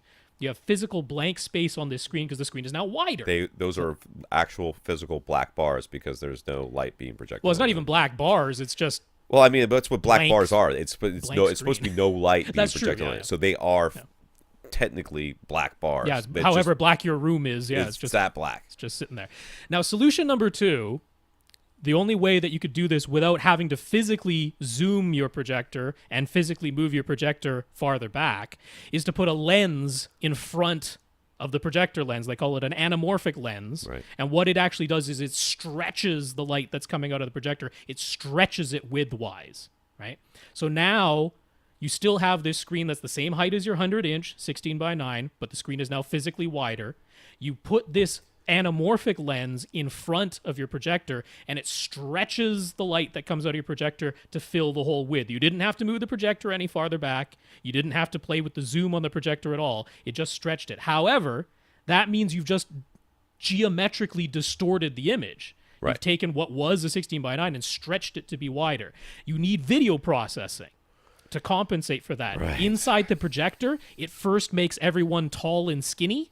And then when the lens stretches that light widthwise, things go back to looking normal. If you want to know what that looks like, look at an old Halloween, the first Halloween movie. The very beginning where the credits are rolling and stuff, and the girls are walking. I think Jamie Lee Curtis is one of them. I don't really remember who else is there. It's walking down the street. Everybody's tall and thin. Tall and skinny, yep. Basically, they took, and like I don't know if they probably have fixed this in most recent Blu-ray or whatever editions, but the last time I saw it was probably on VHS, and it was squished. They took a widescreen and squished it into an old 4x3 TV. 4x3 stuff, and that's what it'll look like. It'll look like that's what it would look like without the anamorphic lens in front. Yes. Yeah. Now the 5040 UB has that processing built in. They call it anamorphic stretch mode. So you activate that, and it all works. Your 8350 doesn't have that.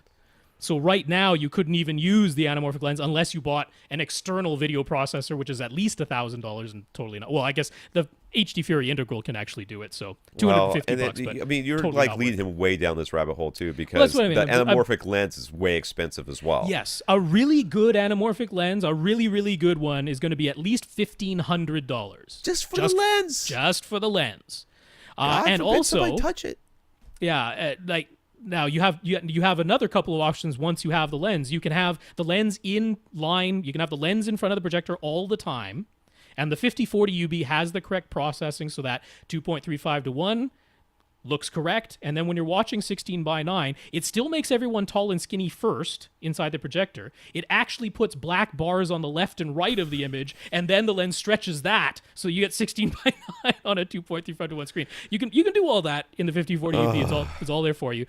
Some people go to the expense and stuff of putting a sled on the lens, Right. so that you can physically slide the anamorphic lens into or out of the light path. I've seen of those the in the projector. motorized ones. Like the image go up there, be all weird, and you hear this. Yeah, and you're looking at $3,500 minimum for a motorized one. And those Some things people slowly make their come own. across the screen, and like everybody gets normal. Yeah, Like you can everybody see it. stretches out. You can Yeah. see it. It's So that's the rabbit hole we don't went down. do is the any of this. Just the buy a idea- 100-inch screen.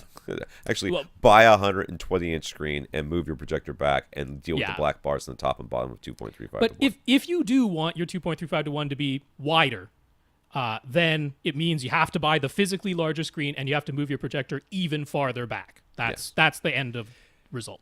Often it's the case that it's cheaper to buy 2 screens. Okay? Uh-huh. You buy a 16:9, you mount it to your wall. You buy a 2.35 to 1 that's pull down, and you just pull Or it, vice versa. or vice versa. Probably, I think the 2.35 to 1 pull down probably is a little bit better because it covers a 16:9. Anyways, you pull it down, and then for the times that you're watching that's cheaper than all of this lens garbage that he's talking about. You could buy it. It's just cheaper. Anyway, Steve has noticed that our YouTube videos are preceded by a pre-roll ad. Do these ads actually benefit AVRant or just YouTube? I don't recall ever getting any money for them.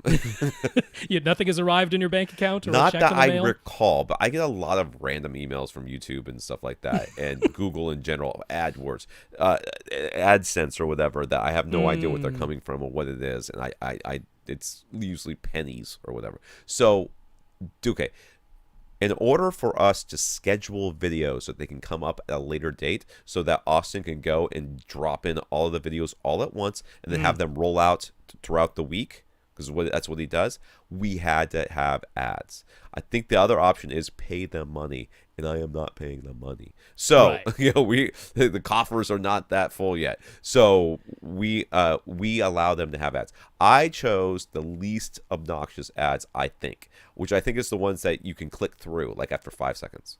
Yeah, they play for 5 seconds minimum, and then you can skip them after that point. I agree. To me, that's the least offensive, because I don't like the ones where the little pop-up comes up at the bottom during the video. I I don't hate like those. the unskippable ads or the ones that show up in the middle of the video.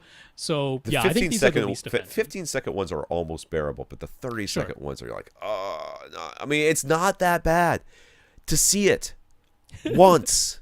But you Right. spend any time on YouTube, you see the same ads like 30,000 times.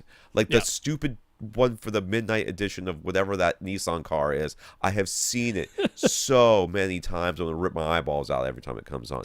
I chose the ones where I thought I did, choose the one where you can skip them after 5 seconds. So Yep, does that's what we have. Yeah. does it Now- do now anything for us?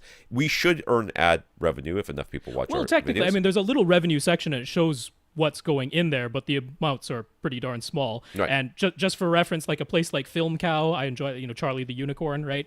His videos idea what you're get talking about. hundreds of thousands of views, and he's like, because of the new revenue structure, he makes like $300 a month off of a video that gets like 200,000 views. Right. So with our 200 to 300 views, we're not making any money. But Steve very graciously was basically wondering, if he sits through the whole video instead of skipping it, do we get anything extra? Is that any benefit to us, or can he just skip it after 5 seconds Dude, and it's skip not going to it. make any difference to our bottom line? I don't think it makes any difference. Go ahead and skip them. We're not, skip 'em. I really we're don't not care. pulling any money. Dude, because if it's it too- doubled the too amount of little. money I got from you, I would still say skip it, because I'm gonna skip it for. And I watch quite a bit of YouTube these days because it's easy and it's accessible, and there's a lot of content on it nowadays that I care about, or at least I'm interested enough to watch. And mostly YouTube helps me fall asleep. Right? I mean, I like put on something brainless in the background, somebody playing a video game or something like that, and it's like, oh, I'm out. Now, if you're someone who's interested in helping the podcast financially, skip the video. Yeah. Come to AVRant. Over on the right-hand side, there's a button that says support the podcast. Give us $1 for a month or for a year or something like that. That is way more money than we will get. And one from of these you days, I will get sitting through the whole night on the YouTube, Patreon thing up and going. I don't know Right, we when really I'm gonna do should. that. People like the Patreon. I know. The problem is writing all the words. There's so many words that they want you to write and then like make a video and stuff. Anyway, all right. Gibbs, which is a college campus around here. But anyways, this is a person. Gibbs. Assuming physical size is not a concern, is the Ascend Acoustic Sierra Tower with RAL always better than the Sierra 2s? Or are there any performance aspect of the Sierra 2 bookshelves that is actually superior to the towers? Assuming physical size is not a concern. Right. Okay. Yeah, I mean, obviously the bookshelf is physically smaller, so if that's the only thing that will physically fit in your space, that's an advantage. It's cheaper. It's cheaper. That's true. I mean, I believe that I've had so many more issues placing tower speakers in small rooms, whereas I've almost never had a problem with bookshelf speakers in large rooms. You know what I mean? It's just something about tower speakers, in my experience, has been that they're just a little bit harder to get to image correctly and stuff like that.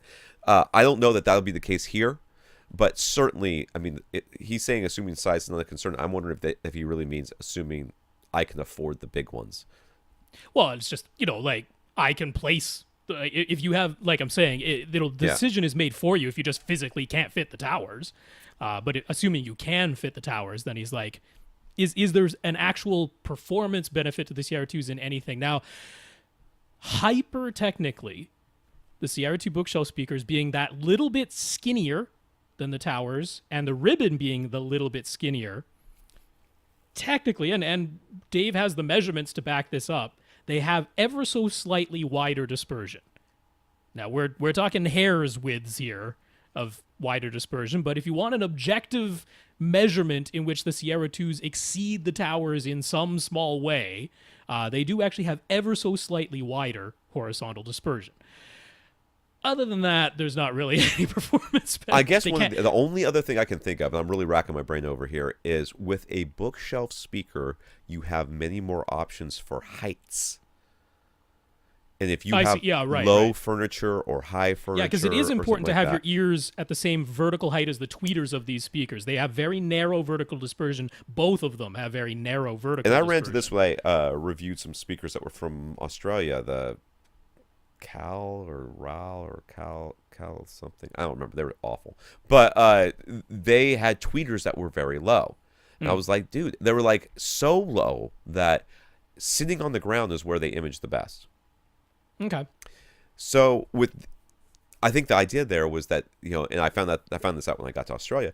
There's a lot of this very Scandinavian sort of design, very low furniture, very sleek designs. Everything looks like it came from IKEA there, and all the houses are very. This is like the third time I've hit my mic today. What is going on? I never hit my mic.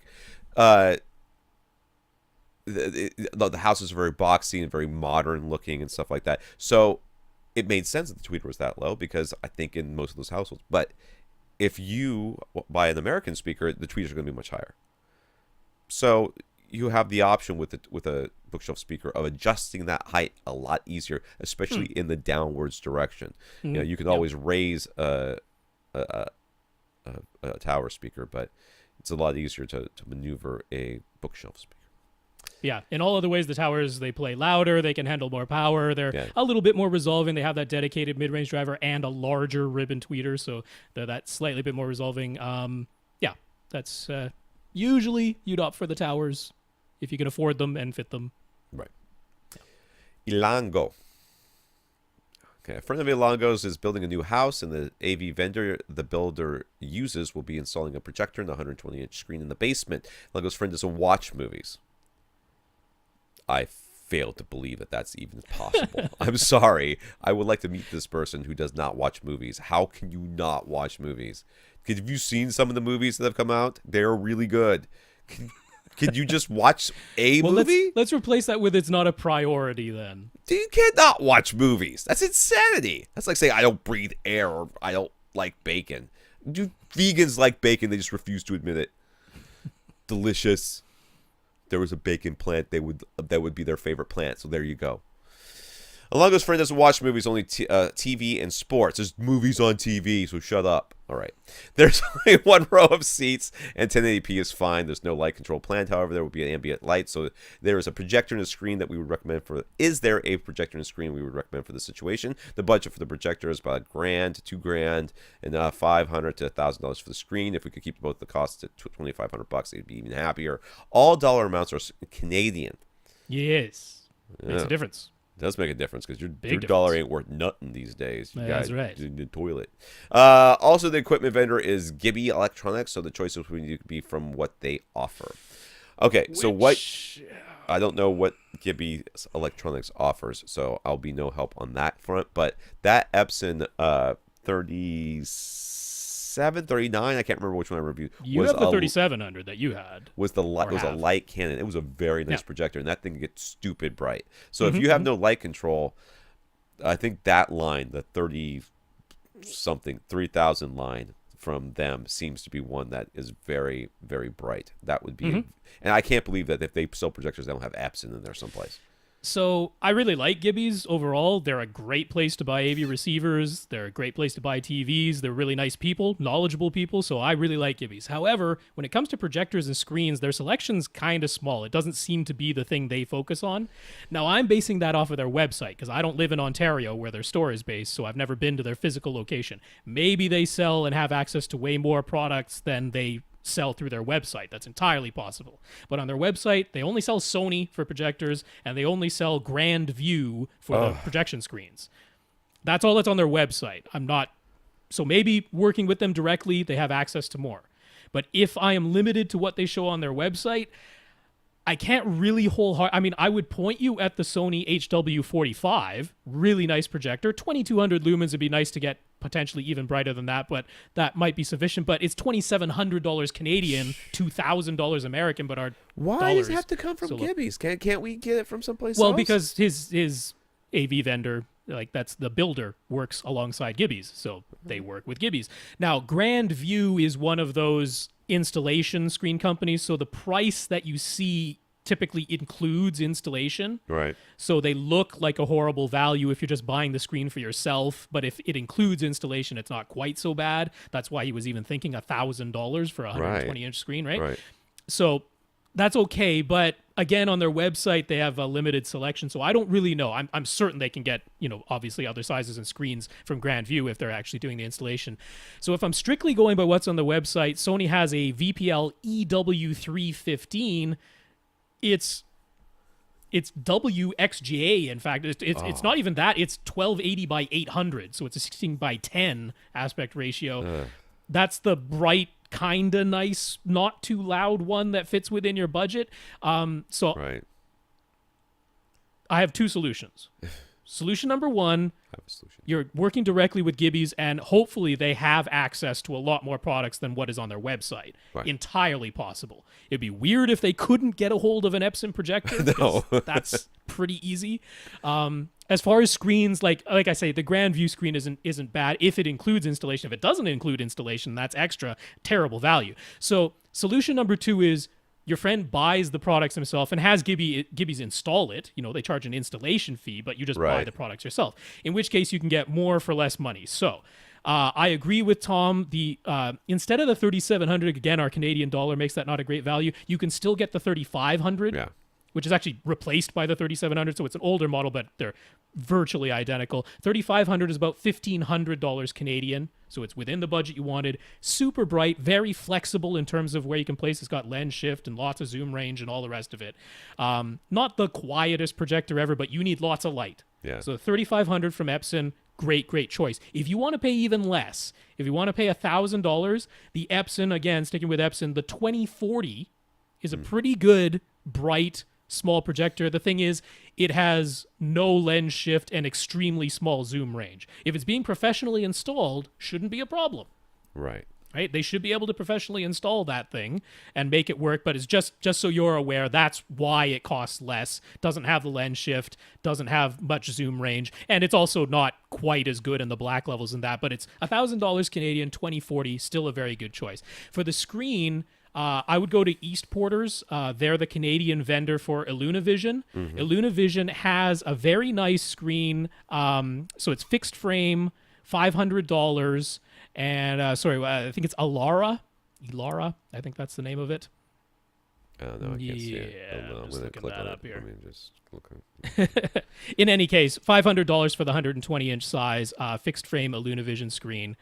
I'm not seeing the name. I'm not sure why. Now, Illunavision high definition. yeah, I throw the it is Elara. Elara is the series model, because they have more expensive ones, but there's no need to get that.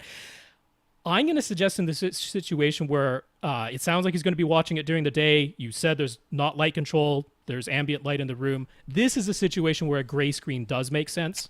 Right. Because slightly better black levels. Yeah, I mean, sometimes people talk about ambient light rejection and stuff like that. I'm not so much into that. Where gray makes sense is when you want black to look blacker. Because black can only ever be as black as the ambient light level in your room. That's black. That the projector is turned off completely. It's black. Whatever you see on the screen, that's what your black is. So if you're going to have light and ambient light at all times, it makes sense to get a gray screen in this case. Right. So $500 for the 120-inch size. East Porters also sells Epson projectors at good prices. So you could buy everything from East Porters and then just have Gibby's install it, or talk to Gibby's, say, hey, can you get a hold of these Canadian products? Because Right. they are, and they should probably be able to. So One would think. That's the solution. I mean, and let's just say that none of those things work. Like they're like, we won't install it because we didn't. We'll buy it. only do what we We'll carry. only do what we carry, that sort of thing. Then just say, fine.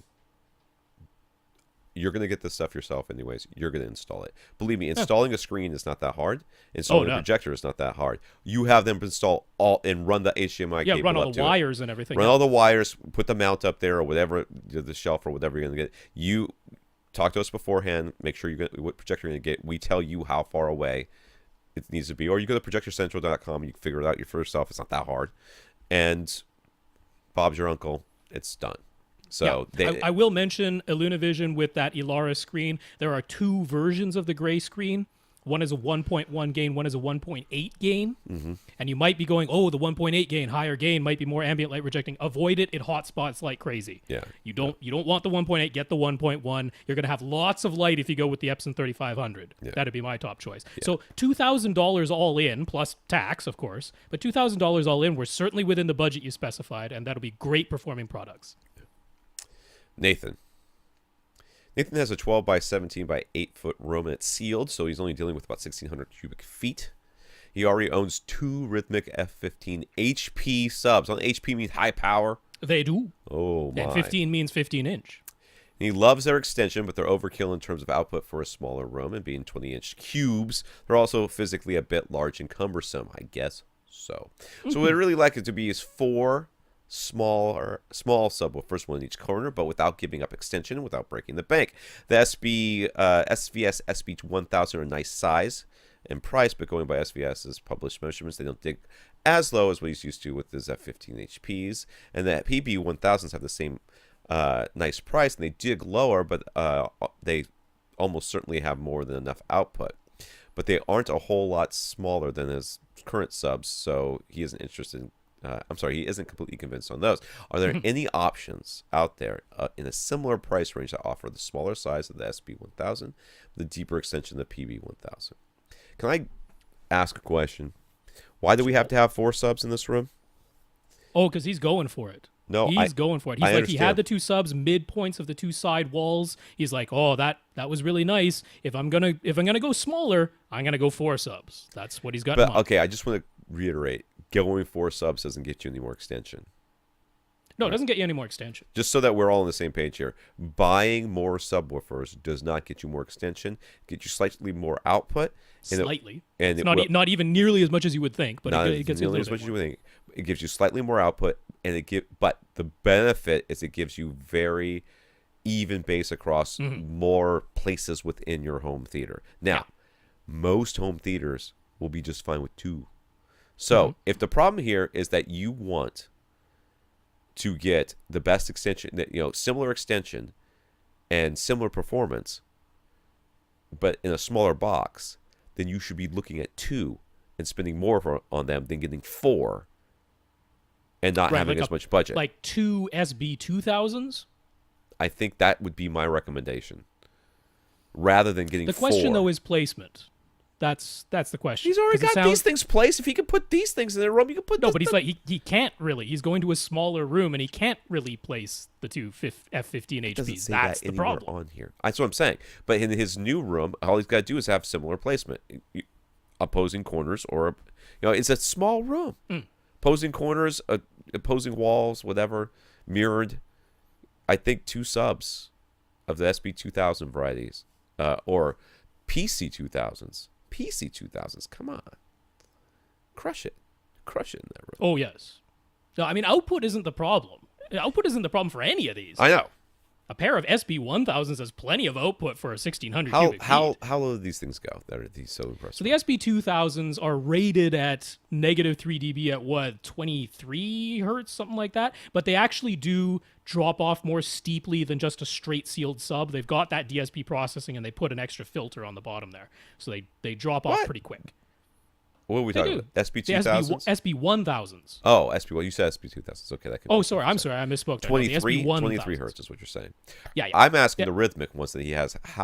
Where do they go? Like 18 or 17? The F-15s? Yeah. That he has right now? Yeah.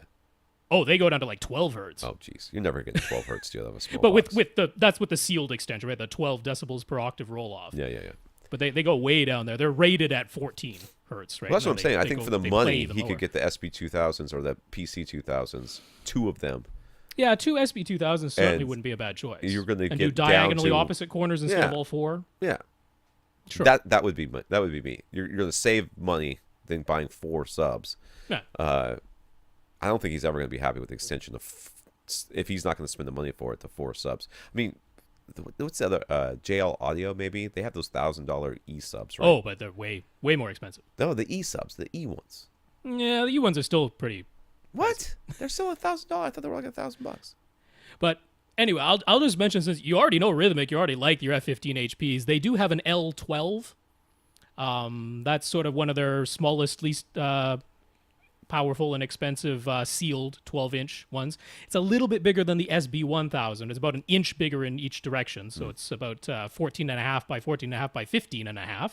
So it's slightly larger than the SB1000, but it has Rhythmic's whole thing of lots of variable tuning. You can tune that thing to keep playing all the way down to about 14 hertz. It's just going to be quite quiet, but quiet is fine because you could potentially have 4 of them in a tiny room and corner loaded. So I really don't think the output. So they have the ability to play really low, those L12s. Now they're $540 shipping included. So they're $40 more than the SB1000s all in.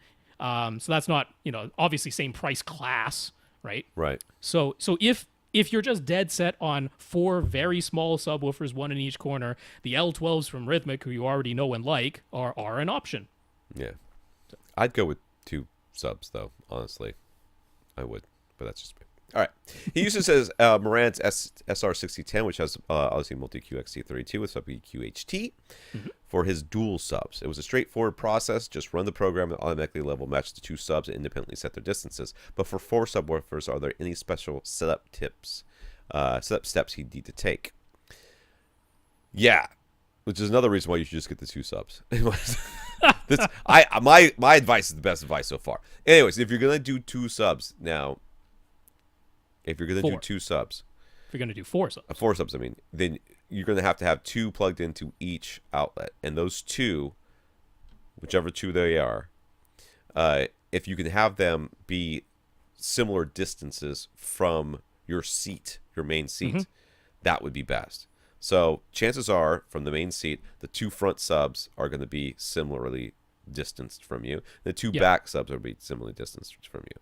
So you're going to level match the subs, and you can do that using the program that's in there.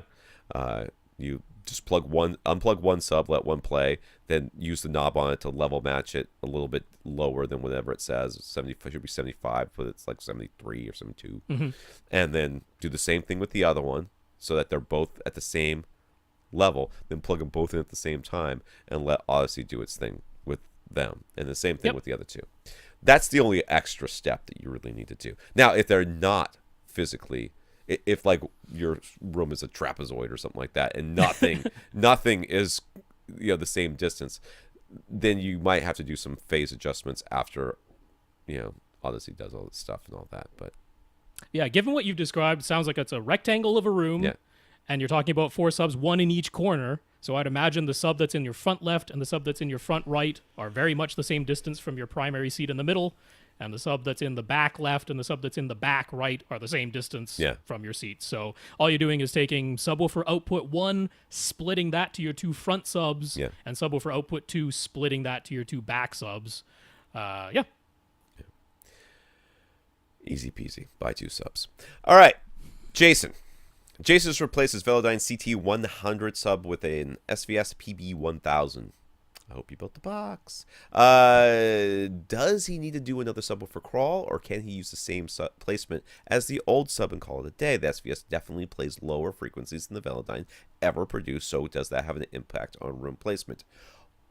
Oh, only in every possible way. So the lower that sub plays, especially since you've never heard him before, you have no idea if this is the best placement. Will it be literally, you have no idea. Will you have to do subwoofer crawl again? Yes, absolutely. Your exciting room modes you didn't know you had, and it may be that yes, this is the best placement to get you from 80 hertz down to 35 hertz or whatever the Velodyne played to 30 hertz. But once you get into the 20 hertz range, which this thing is going to dip into, and you're like, oh god, this is terrible over here now.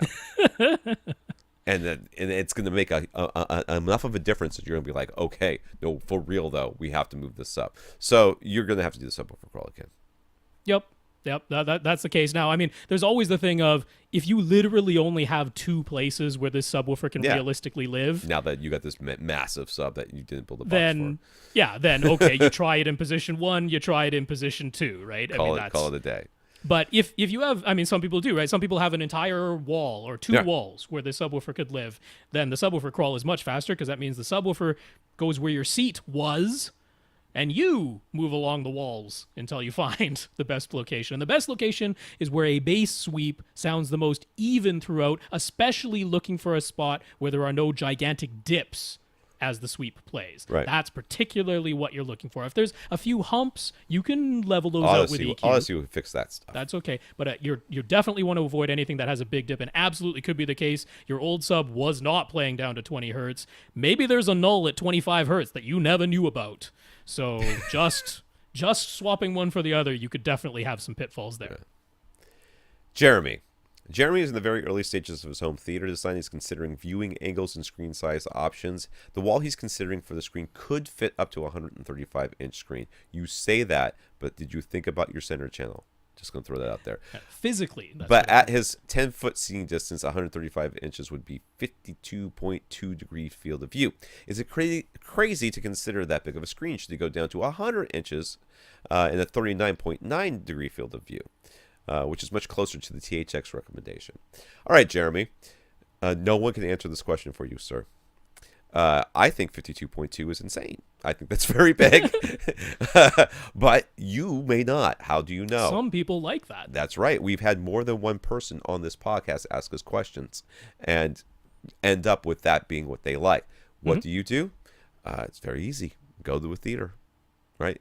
And we've seen this before. It's actually... what I've said before many, many times is you paste yourself down to the screen, then you paste yourself from one end of the screen to the other, you count the number of steps. Someone very astutely pointed out that most of these places have ceiling tiles. Count the tiles from directly above you to the screen, then count the number of tiles from one side of the screen over to the other side of the screen. That is your ratio. Yes. That's what you want.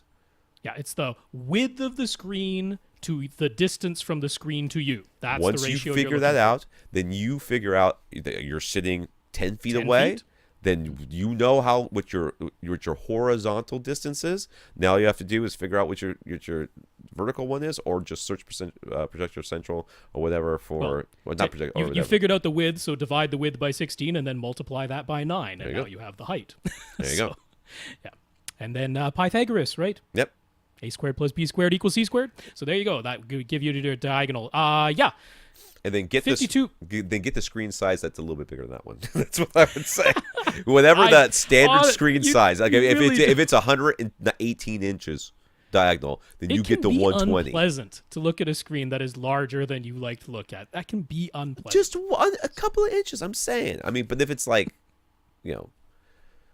90, if it's like 102, then you go with 100. Right. So a 52-degree field of view, it's not crazy. It's not what I would prefer. No. If I were sitting 10 feet away from a screen, I'd go for a 110-inch. That would be my preference. But that's me, and I know what I like. So you might like larger, you might like smaller. There's no wrong answer to that. This is your screen. This is your theater. But yeah, figure out that ratio, distance from you to the screen versus the width of the screen, and go from there. Ian's theater gets quite hot during the summer. He likes to have gatherings with quite a few friends over, so he's thinking of setting up a system for outdoor movie nights. He has a concrete block wall where he can set up a projection screen. The wall is much wider than is tall, so he was thinking a 2.35 to 1 aspect ratio would look best. He's thinking he'd make the screen 160 inches wide, which would be a 174-inch diagonal 2.35 to 1 screen, or 184 inches 16 by 9. Now, I did just want to update. Ian actually wrote to us just before the podcast started. Yeah. And he was like, maybe I'll go for a 16 by 9 screen after all. Yeah. So he did update us with that. Now, the rest of it still applies, but so we might be going for a 16 by 9. Okay. So starting with the screen, the place to go for inexpensive DIY outdoor screen material seems to be Carl's Place. They offer DIY screen materials with finished black vinyl edges and mounting grommets already installed. They also offer framing kits, both hanging and freestanding, a number of different screen materials. They're offered in a number of standard sizes, but there are some large jumps in those available sizes. Their FAQ says they can make custom sizes, though. What should be the plan here? Ian wants to keep the price as low as possible. He'll be using existing equipment that he already owns for everything else, so the outdoor screen is the big purchase. Custom size versus standard available size. What material? Make his own frame or buy one of their kits? And could a freestanding frame allow him to make the screen acoustically transparent with the speakers behind the screen? All right. That's a lot of things he just said. So that last part, the acoustically transparent screen, I would not attempt that outside. So is this thing going to live out here forever? Because I think that's a terrible idea. No. Because he's talking speakers and stuff also are actually from inside. So he's going to drag it all outside. Yeah, he's going to drag it all outside for movie night and then bring it all back inside. I mean, there's like those inflatable screens and everything that you can get these days. And there's ones that you can tension and stuff. Like Clint's got one of those. That's like it's massive. I don't know how big it is. It's 200, 300 He inches. was thinking what he could do, though, is just basically secure because this is a grommet system that Carl's Place uses. So he could just secure the hooks into that wall, because it's just a block wall. Right. So he can have the hooks for the grommets in the wall and then just put the screen up. Are people seeing this image? For those of you that are listening, there's no covering. This is just literally a backyard. Open backyard. There's a tree, like maybe slightly over it. Can't really see the one that's behind it on the picture here. So it's something he's just going to set up, take that, put up and take down. Okay, all right. So he's going to put the grommets in, and then he's going to store it somehow in his whatever, and that's it. Yeah. I personally, and I've already said on this podcast today, I don't like custom screen sizes. They are ridiculously expensive. I mean, in this case, though, the jumps in sizes that they offer are kind of ridiculous. I'm going to click on this link here so I can see what you're talking about here. Go on. Because I mean, this all is going to get into light output capability of his projector and things like that. Now he's sort of settled on the idea, because one of their standard screen sizes is 16 feet wide and 9 feet tall. Not 16 by 9, obviously, right? That is a monstrous screen. That is over 220 inches diagonal. It's a big one. This is a big backyard, though. I mean, it's a big backyard, but I mean that is the entire height of that wall, and the projector light output that you'd need in that situation, it's getting nuts. I wouldn't. I know it's tempting to just go enormous. There's a 165 inch diagonal one right here for $200. I'm looking at. Isn't that? But that's not as big as he wants. I thought he said 185 is what he was wanting, right? Yeah. And then it jumps to like 214. Yeah, well over 200. That's a crazy gap in their standard sizes. Yeah, but what's the difference? That difference in price is like $40 though. Not even that. Yeah, of the screen, but think about the projector you need to jump from 165 to 250. No, I hear what you're saying. But that's the problem. So you're saying just go with the 140 inch. I'm saying get a custom screen size. Well, how much is the price difference for the custom screen size? Like $20 extra. No.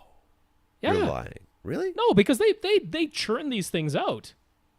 They're all over it, man. For $20, okay, fine, whatever. The last time the difference is you can't return it. That's the difference. The last time I priced any of these things, it was like stupid. It was like $1,000 difference. Yeah, but that's like a full motorized installation screen. You build a custom one of those, it's way more work. It's the same. This is a piece of fabric with some grommets in it.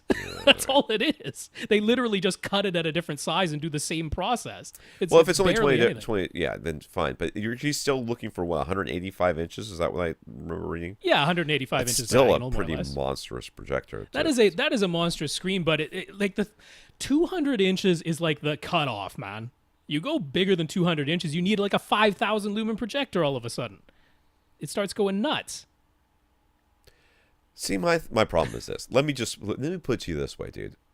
How far away? Once again, we got to talk about how far we're going to be sitting from these things. Yeah. I know how big of a wall you have. That is really not the image. That's not the issue here. Yes, you have a big wall. Yes, you have a big backyard. You are going to have movie nights outside. How far away from this screen are you going to sit? Because that's not only going to determine how big your screen is going to be or how bright your projector has to be, but how loud your speakers have to be and how much sound you're going to be pumping into the neighborhood so that you can hear it at a reasonable volume. Because when you can hear it at a reasonable volume, when you're sitting, how far you got to sit from a 184-inch screen, 185-inch screen, however far you're going to be sitting from that, everybody else for like 5-6 houses away are hearing the exact same thing or very close to it. I mean, it's going to be a lot of sound. So, maybe think about the size of the screen. For multiple reasons. I mean, I can't recommend going for the screen that is 16 feet wide. Yeah. I can't recommend doing that. I don't think it's a good idea. Yeah. For multiple reasons. Anyway, for the screen materials, go for one of the PVC-based screens. Don't go for anything else. Don't go for fabric. Right. Don't go for silver-coated. Don't go for just a PVC-based screen. Right. Now, they offer that in white and gray. Right? You want white. You're going to be watching this. Just get the white. You're going to be watching this at night, right? I mean, I can't imagine you're going to be watching it at night. And he's like, if I get the gray screen, could that mean maybe I could start watching earlier in the day? No, sunlight will wash out anything. Yeah. The gray ain't going to make a difference. The sun is like a bazillion lumens. So you got to wait for it to get dark and just get the white PVC screen. That's all you want. The gray ain't going to make a lick of difference outside. His major concern is the brightness of the image. He has an Epson 8350. He also has access to a BenQ 1070, but both are rated at 2,000 lumens max. And according to Projector Central's calculator, it goes with initial 160-inch screen width. You get a maximum of 10-foot Lamberts. If you went with one of Carl's Place standard screen sizes, the screen would be even larger, so you get like 8 or 9-foot Lamberts. Is that too dim? I mean, yes. I mean, it's not. So it's certainly not bright. You would not think you were inside your house watching this or at a movie theater watching it. You would think it's dim. That's what you would think. If you go to a normal 3D movie, a lot of those are like 4 lumens coming through the glasses by the time it reaches your eye. And what's everybody's complaint about that? Too dim. Yeah. Now 8 or 9 lumens is watchable. It's viewable. It's not what I would call like impressive. You'll see it. It's fine. You'll be able to watch the movie at 8 or 9 lumen. It would be. To me, in my mind, this would be similar to watching a normal screen, a normal TV or whatever, when there's lights on in the room. Yeah. You know what I mean? Yeah. It's gonna be kind of washed out a little bit. Can you see it? Yeah. Can you read it? Yeah.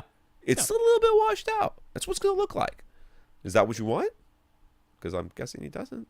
Now, I will say, even though they're both rated at 2,000 lumens max, the BenQ 1070 can be much brighter with something that resembles decent color. Yeah. All right. That 8350, once you calibrate it to something resembling decent color, it's down to like 700 lumens. Yeah. It's a big drop off. Now he discovered himself Projector Central's calculator actually does let you change the format, because he was like, that the math doesn't work out. Even if it's only 1,000 lumens coming out, it still should be a slightly more than 10-foot Lamberts on a 160-inch width screen. And Projector Central actually does account for putting it into theater mode, essentially. So the BenQ 1070, if you put it in its bright cinema mode, can genuinely put out about 1,500 lumens, right? So the 160-inch width that you initially thought of, that works out to exactly 100 square feet. So if you divide the number of lumens by the number of square feet, you get the foot Lamberts. So you're talking 15 foot Lamberts in that bright cinema mode from the BenQ 1070. That's doable. But like I say, you start going any bit, especially go over 200 inches diagonal, it's too dim.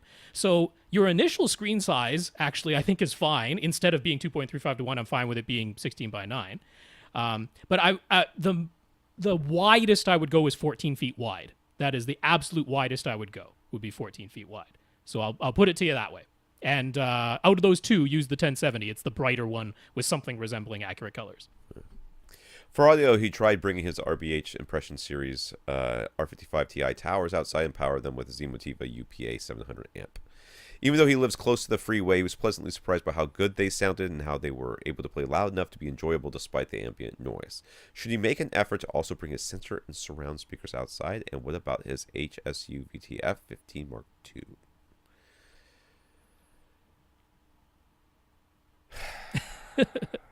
I wouldn't. I mean, I gotta be honest with you. That's a lot of schlepping. That's a lot of schlepping. It's a lot of wires that you're gonna have to. I mean, if it were me, I would just put up the mains and call it a day. They're gonna be super wide apart anyways, so everybody's gonna be sitting in the phantom center zone anyways. Center doesn't. The surrounds, it would be nice. It would be nice to have the surrounds. Mm-hmm. I don't know that it would be super worth it. It will enhance the experience. I believe it would. I'll bet you what you're going to do is you're going to bring the whole 5.1 system out there and the screen and everything, and you're going to do that once. Yeah. And every time after that, you're going to bring out 2 speakers. Yeah, I believe that's what's going to happen. Now, the subwoofer, is it going to add something? Yeah. I mean the 15. It's a big VTF sub. 15. That's a big honk, and so it'll add some bass, all right. Yeah. Your neighbors might complain. Yeah. I think that they're already going to be irritated. I mean, even if they're over there, at some point, someone's going to be mad, and that subwoofer is not going to make you any friends. So you might just want to skip that for right now. So he asks, any other thoughts or ideas about his outdoor movie nights? Yeah, I think we're going to piss some people off. But that's being said, directly next door to my friend's house, there is a screened-in porch with a projector on it. And they watch TV and stuff out there all the time. They keep it at a reasonable volume. They sit awfully close. They're not sitting however far away you're planning on sitting. So it's fine. I think you really, really need to think about practical applications. I hate to quote Jurassic Park, but don't be so busy thinking about whether or not you could that you don't consider whether or not you should.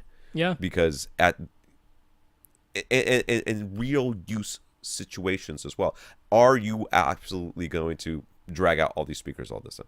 Are you going to be sitting that far away? I mean, are you going to be sitting far enough away that even with those R55 Ti towers that they're going to be able to play loud enough, right?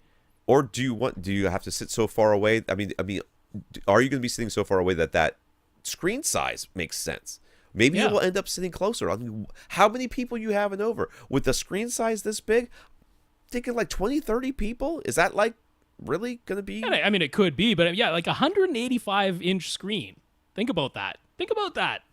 It's ridiculous, dude. You're sitting like a minimum of 15 feet away from that, right? Right. So my thought on this is put the seats closer and get a smaller screen. That's going to benefit you in multiple ways. It's going to mean the sound is better. Right. It's going to mean you don't have to play it so loud that you're killing your neighbors. It's going to mean it's easier to light with any projector because it's a smaller screen. Put the seats closer. Yeah. That's my thought on it. Yeah. So moving to his indoor theater, Ian is getting the Atmos H first up. Based on some of our previous advice, he installed 2 speakers on each side wall as his surround channels so that he would have better coverage for his multiple rows of seats. He managed to snag a pair of RBH Bipole Impression Series surround speakers, though, even though they're discontinued. So now he's thinking of maybe the bipoles could handle the surround channels on their own. Then he could repurpose his 2 pairs of bookshelf speakers as top front and top rear Atmos speakers. Do we think that's a good idea? So rather than having 2 surround speakers, he's thinking of having 1 bipole speaker. That's the thought he's got in mind. Yep. And kind of splitting the difference, right? So instead of having... I'm trying to see these pictures. This is the first... I didn't get this far in the question list when we were getting... Yeah, instead of having a regular bookshelf wall-mounted speaker that's more or less in line with each of his 2 rows of seats, he'd have a single bipole speaker that's, in between the 2 rows so that it's angled faces. That'd be fine for your front row of seats. Your second row of seats is going to... They're going to be able to know that that's in front of them and not to the side of them. It's a little bit compromised for the second row. How much do you care about that second row of seats? Yes. If you don't care that much about the second row of seats, then it's fine. If you do care about that second row of seats, then you shouldn't do it. I agree with all of that, Tom. Okay, I scrolled. So, wait a second. Okay, so I do need to scroll to get to the next part of the question. Okay, there's a lot of scrolling going on right now. Oh, I scrolled too far. So his Atmos receiver is a Denon X4100W, which can process a maximum of 9 channels. Does it make more sense in this setup to do a 7.1.2 or 7.1 or 5.1.4? Well, Rob has already stated that he believes that if you're going to put 2 speakers above you, you should put 4. So Rob's going to say 5.2.4 because we should have 2 subwoofers in here. It's a big room. It is a big room. But it is a VTF 15, so he got a big sub. Yeah, I wish I could see this a little bit better. I'm not really understanding what I'm seeing here. I mean, he was saying that. Now he mentioned he normally sits in the front row, so that kind of answers that question. And he's like, the surround back speakers are like way back there for where he sits. So all of it to me says when you're limited to 9 speakers, I'd go 5.2.4. Yeah, that'd be my vote. I get behind that. Is this the last question? No, we have up to 15, right? There's 3 more. So we're up not to doing you, man. 3 more. I've got to go. I got to get really early tomorrow. All right, so we're going to end there with Grant from New Zealand. We'll see you next week. Kevin and Charles, it looks like. Yeah. We will see you guys next week. So that's going to be... I can't even scroll up. Is there anything? Yeah, see, normally we think our listeners of the week. We didn't do that segment because we didn't have any donations this week. And somebody did mention they talked us up to one of the retailers that they bought something from, but that came in today. So we sort of cut things off on whatever reaches us by Sunday. That's right. So, if you want to get your question answered, all you have to do is ask by emailing us at question@avrant.com. And all the rest of the contact information is at the beginning because I'm not going to do it over and over again because I can't do it at the end. My brain is addled from all of the stuff that we've already done, and I mess it up every single time, so it's just pointless. We should talk about movies or something at the end. That's what we should do. We should talk about movies. That should be the thing that we do. Like the off-topic stuff that we always go off on. At the beginning? At the beginning. We should talk about it at the end. And waste time. And I know. So we'll see. This Reaper program seems to be still working. It's good. I'm terrified of the export portion of the evening. That's because that's the part I'm going to be worried about. I got to be dead honest with you. All right. So any other movies we want to talk about before we finish this thing? I saw I saw Transformers. It's hot garbage, right? Hot garbage? No one else should see Transformers. And thankfully in North America, many fewer people have seen this Transformers than the last Transformers. But the rest of the world is like, yeah, Transformers. So we're probably going to get What is it with the translation? One. I think that whoever's doing the translation is doing a fantastic job of making this movie seem more or these movies in general seem more interesting than they are. Because I kind of understand how this is happening. Here's what's wrong with Transformers. I hate every single one of the Transformers. Every single one of them is the most juvenile, crass, annoying, ridiculous monstrosity. At least they gave them more distinct colors now, because in the first one you could barely tell them apart.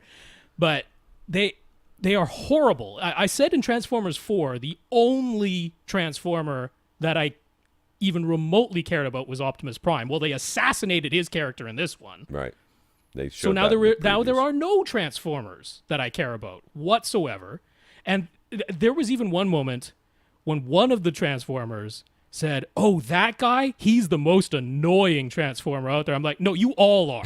You all are the most annoying. They're terrible. I hate them." And I loved the Transformers cartoon as a kid. I was the perfect age. I loved the toys. The original toys were fantastic with the metal parts and everything. Yeah. Awesome toys. Loved the show. I love the Transformers. It's a parable, It's fathers and sons. Yeah. That's what it's about. Michael Bay doesn't understand that at all. It's awful. It's an awful movie. It's offensively bad. Just, ugh. So like in it case when you were Rob gets thinking mad. that I can never hate a movie, because I've said, I wasn't that down on Man of Steel, Suicide Squad. I was even kind of positive on it. In case you were thinking, oh, Rob just loves everything. No. No. So there you go. How could the We Love Movies podcast like Suicide Squad more than... I will say... They gave it more stars. That's all I know. I mean, they hadn't seen it yet. Maybe in retrospect they would turn that around or something. I did not love the end of the finale, if you will, of Wonder Woman. I did not love that. Well, sure, that's been the major criticism every critic has leveled at. The big fight at the end. I had a couple. Spoilers at the end of a superhero movie. There's a big fight at the end. I know there's a spoiler right there. In case we ruined that. In case we ruined it for you. Yeah. But, yeah. I did not love that that whole everything that was totally anticlimactic to me. And I talked to Rob about this after the podcast last week. There were a couple other things that kind of bothered me about the movie. The most major, I think, the one that seems to be I mean, she's Amazonian, right? They're supposed to be like these tall, intimidating, strong women. She's like shorter than everybody. I mean, she's like the shortest person in the freaking movie. I'm like, she's not an Amazon. I mean, I'm not saying that she had to be 17 feet tall or anything. I'm just saying she should be tall. And don't tell me you can't do it because she's not tall. I don't even know how tall she really is. I don't know. Maybe Chris Klein is huge. Chris Pine, it's not Chris Klein, is hugely tall. I don't know. All I know is she should have been taller than him. That's for sure him. Everybody else, okay, whatever. They're all whatever. But she should be taller than most people in that movie.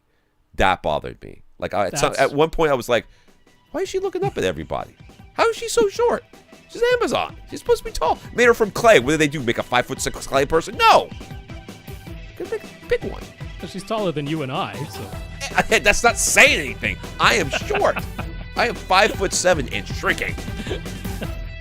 Gravity is not big fact. All right. For AVRant, I'm Tom Andry. And I'm Rob H. Now go out and listen to something.